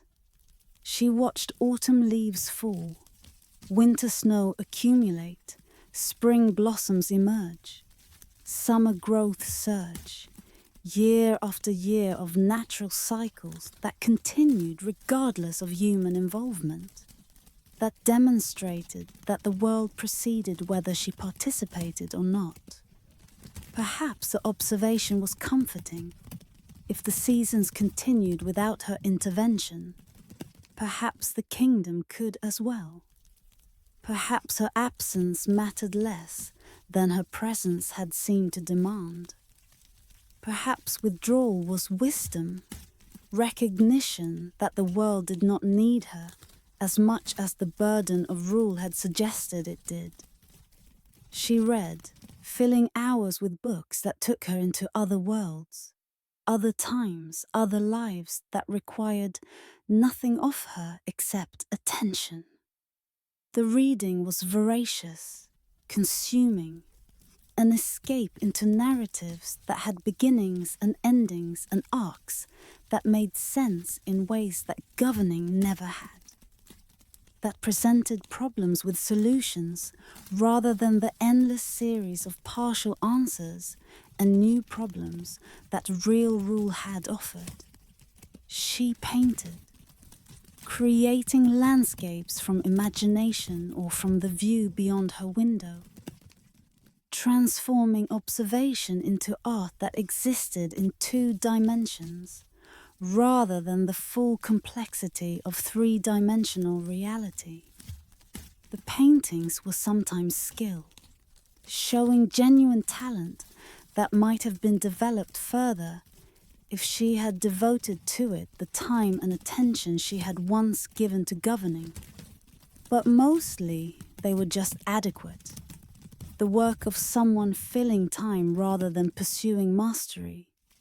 creating because it was something to do in the empty hours of self-imposed isolation. She existed in a world of her own creation, where the messiness of rule, the difficulty of choice, the weight of consequence for thousands of lives never intruded. It was a peaceful world, a quiet world, a world where decisions affected only herself, where mistakes hurt no one, where the burden of responsibility weighed no heavier than the brush she lifted to paint or the book she opened to read. She had chosen peace at the cost of purpose, calm at the price of abdication. The trade might have seemed worthwhile in the moment-to-moment experience of relief from the crushing weight of responsibility. The silence of her chamber was so much easier to bear than the noise of thousands of voices making demands, needing things, requiring her attention and judgment and care. The simplicity of choosing which book to read or which landscape to paint was so much more manageable than choosing which laws to enact, or which disputes to resolve, or which advisors to trust. And her people suffered, not from her cruelty or madness or ambition, but from her retreat, her refusal, her silence that spoke louder than any decree, that said more clearly than words ever could. I cannot bear this burden, and I choose not to try. The suffering from her absence was different than the suffering caused by the cruel kings and emperors whose stories had come before. There was no violence, no persecution, no active harm inflicted by royal decree. But absence can harm as surely as presence can. Døden, neglect, can wound as deeply as active cruelty. Silence can oppress as thoroughly as shouts. The people needed governance and received vacuum. They needed justice and received paralysis. They needed leadership and received void, emptiness, the shape of authority without its substance, the appearance of rule without its reality. When she finally died, quietly in her chamber, attended by servants who had served her in isolation for years, the kingdom barely noticed. The ministers who had been ruling in her name continued ruling in her name, simply changing the tense from present to past, invoking her memory instead of her authority, maintaining the fiction a while longer before finally admitting what everyone already knew, that the queen had left them years before her death, that the woman in the chamber had been queen in name only, that the burden she could not bear had been transferred by her refusal to shoulders that carried it by default because someone had to and she would not. Her successor, a distant cousin who had been governing a province with more engagement than she had given her entire kingdom, arrived to find a realm that had learned to function despite rather than because of royal authority, that had developed ways of managing without effective central control, that had adapted to neglect by creating alternative structures of power and decision-making. The new ruler faced a choice: to restore central authority or to acknowledge what had emerged in its absence, to reclaim power the previous queen had abandoned, or to work with the distributed governance that had developed to fill the void. It was a choice the previous queen had made herself unnecessary to make, a consequence of her withdrawal that demonstrated that rulers are never quite as indispensable as they might wish to believe, that kingdoms can survive even absent leadership, though survival is not the same as thriving, and adaptation to neglect is not the same as flourishing under care. And so the final lesson of this chronicle of worst kings is not about cruelty or madness or ambition, but about absence, about what is lost when those who could lead choose instead to retreat, when power is abandoned by those who hold it rather than seized by those who seek it, when the burden of rule is set down not to be picked up by worthier hands but to be left lying where it falls, creating a vacuum that is filled by whoever or whatever happens to be near when the absence becomes too obvious to ignore any longer. The queen who turned inward, turned away from everything a ruler should be, created through her retreat as much suffering as the cruel kings created through their actions. Taught by her silence that sometimes the worst thing a ruler can do is nothing. That absence can be as damaging as tyranny.